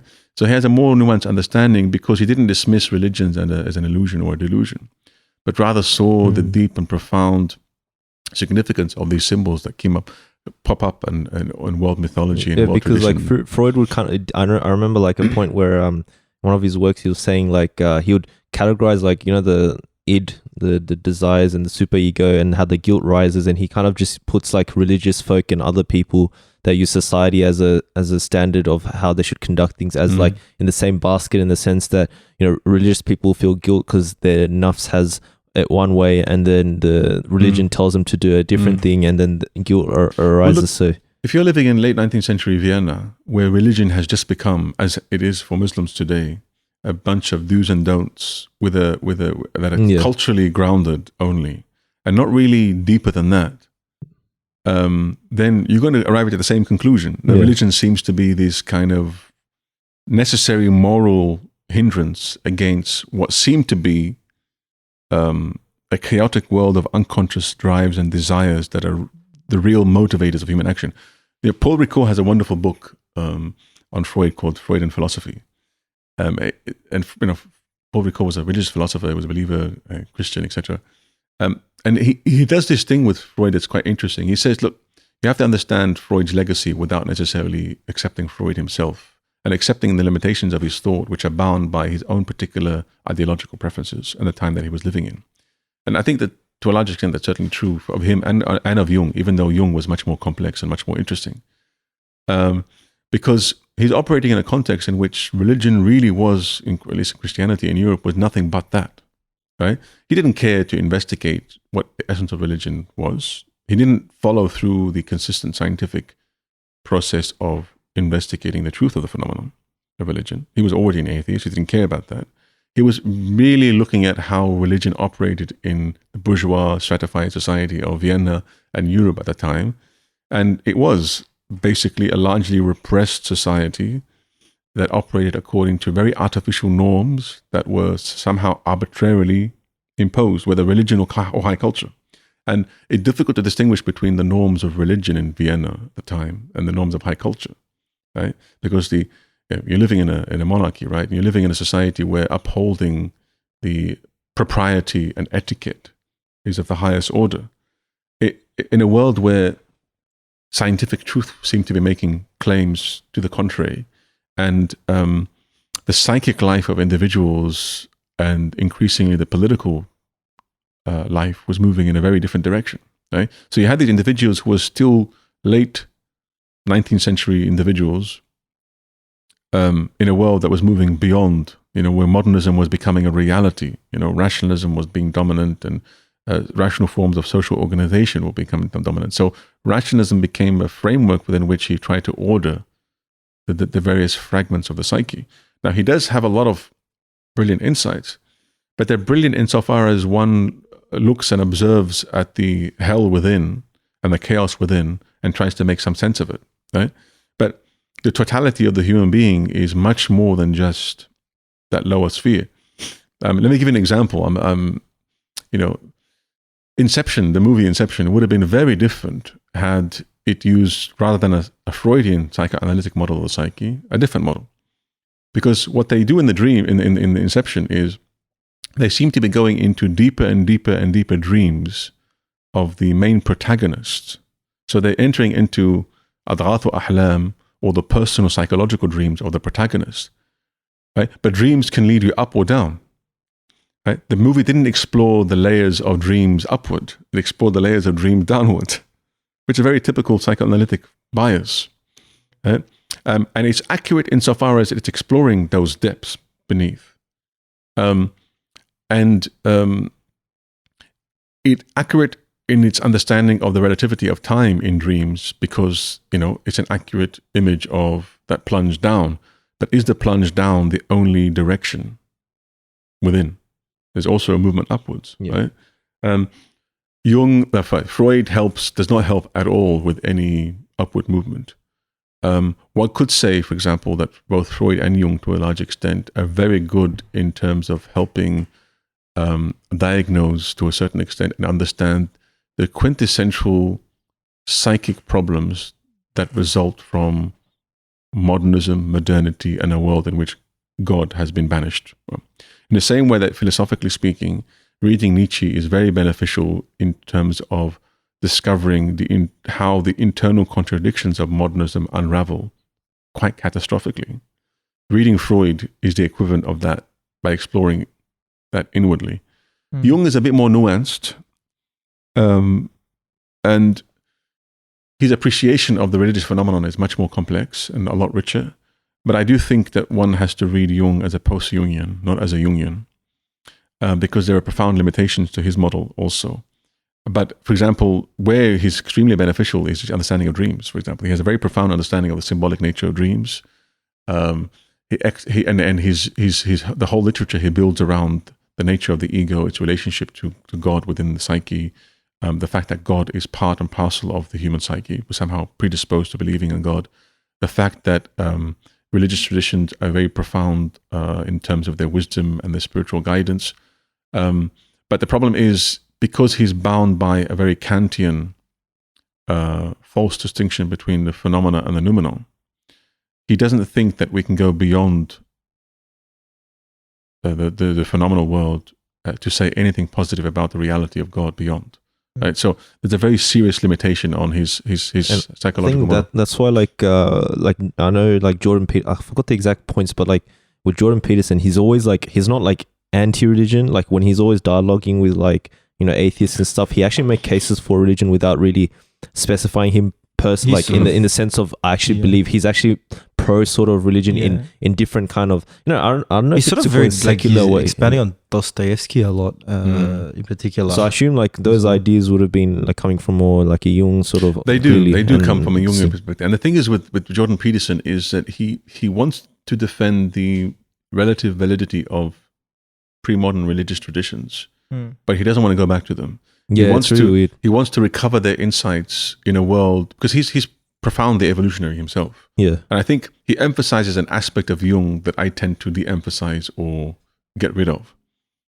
So I look at Jung very differently from the way he does. And insofar as Jung help recover the profound significance of pre-modern traditions, Jordan Peterson is excellent in doing that. I think he's a very brilliant man. And I think his value for a lot of people today is his ability to digest the psychological insights of the whole 20th century and present them as useful insights on how to live one's life. We need more of that by Muslims. Yeah. I'm not saying we need a Muslim Jordan Peterson, because his framework is problematic. But you have a problem with also Jordan Peterson. It's a very cerebral journey. In his own life, these insights don't seem to be having a positive transformation on his living condition. Difficult, and very public sort of struggles, particularly recently. I know. Yeah, and anyone who follows his guidance, it's only useful up to a point. Mm-hmm. And I would say it's very useful along the psychological journey, right? He can't help you spiritually at all. Right? Yeah. And what I mean by spiritually, I mean it specifically in the sense that I said a bit before, which is that next stage of your journey towards Allah. Yeah. It's just just add quickly, like it just reminds me, like I know in the Islamic tradition, like right, like in the Dawah right now, it's about, you know, proving God and existence and all that cosmological argument. But in our like tradition, it was more like the question was like why you should worship God. It's not necessarily like going out to actively prove God in the sense of when it comes to getting closer with God, right? So like I guess that's what's the issue now is like for us, it's about why you should worship Him, like not just kind of abstractly sort of, you know, prove God in that sense. And unfortunately, like I guess as you were mentioning, like Jordan Peterson doesn't necessarily do that. So I guess from the Islamic tradition, we have to kind of, you know, articulate these points that are really important. And I've just said quickly as well, like I think it's like Jung that was more in the line of he broke down sort of the conscious and the subconscious, and I think he made that point that the subconscious, or I think maybe shaped by, I guess, the early experiences you had as a child, and then through those kind of experiences kind of propel you to act in a certain way in the future. I don't know if it was Freud or Jung, maybe they have different conceptions of that idea, but is there sort of like Islamic sort of, because it kind of falls into a more deterministic way in the sense that like you're sort of set in the path and there aren't sort of options because you're too bound by your past, if that makes sense. Would you say there's some validity to that? More so for Freud than for Jung. If you were to really read these authors, Marx, Freud, and Nietzsche, for example, Paul Ricoeur calls them the great figures of suspicion, because they engage in this kind of hermeneutic of suspicion, and that is that they, if you read them carefully, you'll see almost arrive at the conclusion that economically, politically, and psychologically we're determined by forces beyond our control. And if that is the case, if consciousness is just the tip of the iceberg, and that we're largely a result of a lot of hidden unconscious compulsions, that's a very, very bleak perspective on the nature of human life. Now, Jung recommends individuation. He recommends a conscious process of gradually climbing out of the mire and bringing more and more of the unconscious into consciousness. But then again, the problem with that is it goes back to the same problem with the Greek philosophers. Unless you exert yourself in some superhuman way, you can't attain some kind of salvation. Islam is not about that at all. Islam is about our capacity to achieve a certain measure of human perfection and completeness without necessarily subscribing to this idea that we're either deterministic or that we need superhuman powers to do so. And so salvation is open to all within the Islamic tradition. The unique vision of God or the highest form of spiritual realization is something that it's reserved to those who truly commit themselves to the journey. And Islam, I think one interesting thing about Freud and Jung, which they do quite interestingly is, and I think it works in the favor of Islam, is that they truly show the tyrannical nature of the lower nafs. That if you were to take that insight and say, okay, hang on a minute, our nafs is that, look at that, terrifying, what it can do, how much it controls us, then the question is, would you rather be under the influence and control of a benign force or an evil force? In the sense that, if you really think about it, if you think about, and I thought about it during the commentary on Surat al-Kahf, we're under the influence of so many factors, subconscious, unconscious, alam al-ghaib, all over the place. To what extent are any decisions that we make at any point truly our own? Yeah. We have a very narrow margin of choice, as it were, at best. It kind of ties in with free will determinism as well, in that sense. Yeah. So do you align yourself, or do you allow yourself to be compelled, or not, compelled is the wrong term, do you allow yourself to be at the mercy of these darker forces, or do you surrender yourself to forces that are working in the best interest of your soul and your salvation? If you really think about it, a lot of it comes down to this choice. Not the choice of whether I'm free or not. That's absurd in many ways. It's really a choice of which forces I want to surrender myself to. Or which forces do I want to align myself with and to guide me? Because we're all at the mercy of a deity that we worship. Either it's God or our ego or something, right? And that's the real choice, I think, there. Let's not get into the question of predestination and free will, because that will get us into another hour of talk. But I think the 20th century psychology, psychoanalysis, and psychotherapy really highlighted the reality that we are largely compelled, if we surrender ourselves to our lower forces, compelled by forces that drag us down. Right? What I didn't comment on is what we can do above. And therein lies true individuality and true freedom. I think I will just briefly allude to the relationship between what you've mentioned and free will and determination without plunging too deep into it, hopefully. I always had the sense that if somebody is constantly committing actions that are harmful to themselves, I never found it particularly useful to sort of, from a highly sort of juristic method, to sort of analyze that, you're doing this prohibited thing, and then this prohibited thing, and this prohibited. It is important to obviously have those categorizations, and the tradition of law exists for a reason.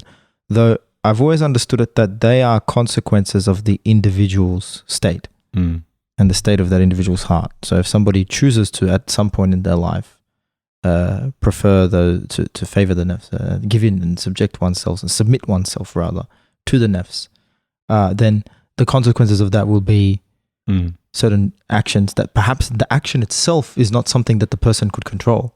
Especially because if you think about it as an instinctual response, if you see some situation unfold in front of you and it requires instinct, somebody who has constant dhikr, like is in a state of constant dhikr, and someone who is of a high spiritual state, his instinctual response in that situation will be different from someone who has lived a life of sort of abasement and preference of the nafs. And so in the action in and of itself, and in the choice in that moment, the individual may not have had a great deal of agency to ponder, what is the moral thing to do here?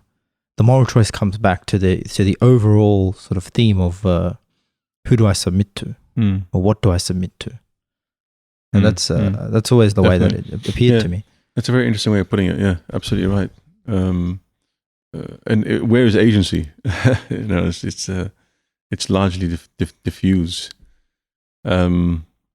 I'm quite conscious of time. I know. You said you had to leave. Was it 11:40, right? 11:15. 11:20 to get there in time. Yeah. So okay. I will probably wrap up then in like 2-3 minutes. Yeah, inshallah. Hey, Raf, can you put the manush in the microwave? I'll go and heat that up for you. So you no, it's okay. I can eat it cold. It's fine. Are you sure? Yeah. Okay, inshallah. I will probably wrap up. I'll just ask one quick question though. But alhamdulillah, I was really it was very insightful. It was jam packed with a lot of stuff. But Jazakallah khair, I appreciate you coming boys in the cave. Inshallah, we can probably have more discussion. I think we could even probably have like 5-hour podcasts.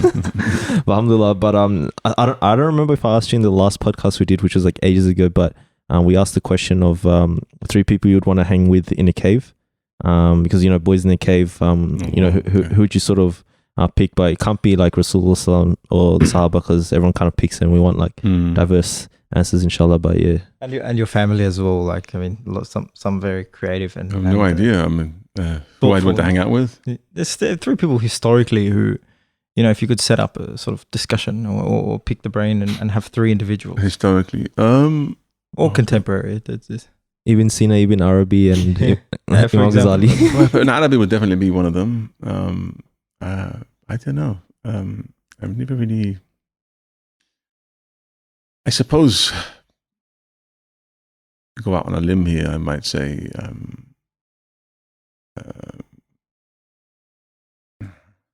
maybe Heidegger at some point. Interesting. I have a few questions that I really need to ask him.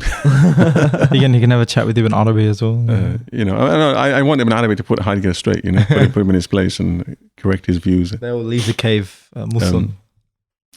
I think these 2, myself being the third. I have to be the third person, right? Yeah, another person, yeah. So, I mean, Wow, that would be a good debate. Someone get a live stream of that.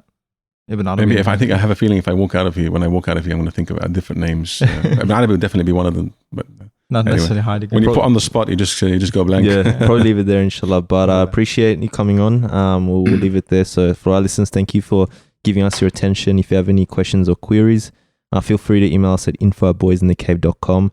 You can find us on Facebook, inshallah, and support us through Patreon. We'll put all the links. So for our special guests, Dr. Samir Mahmoud, and my co-host Rafael and myself, we wish you all the best. This is Tanzim signing off. Assalamu alaikum.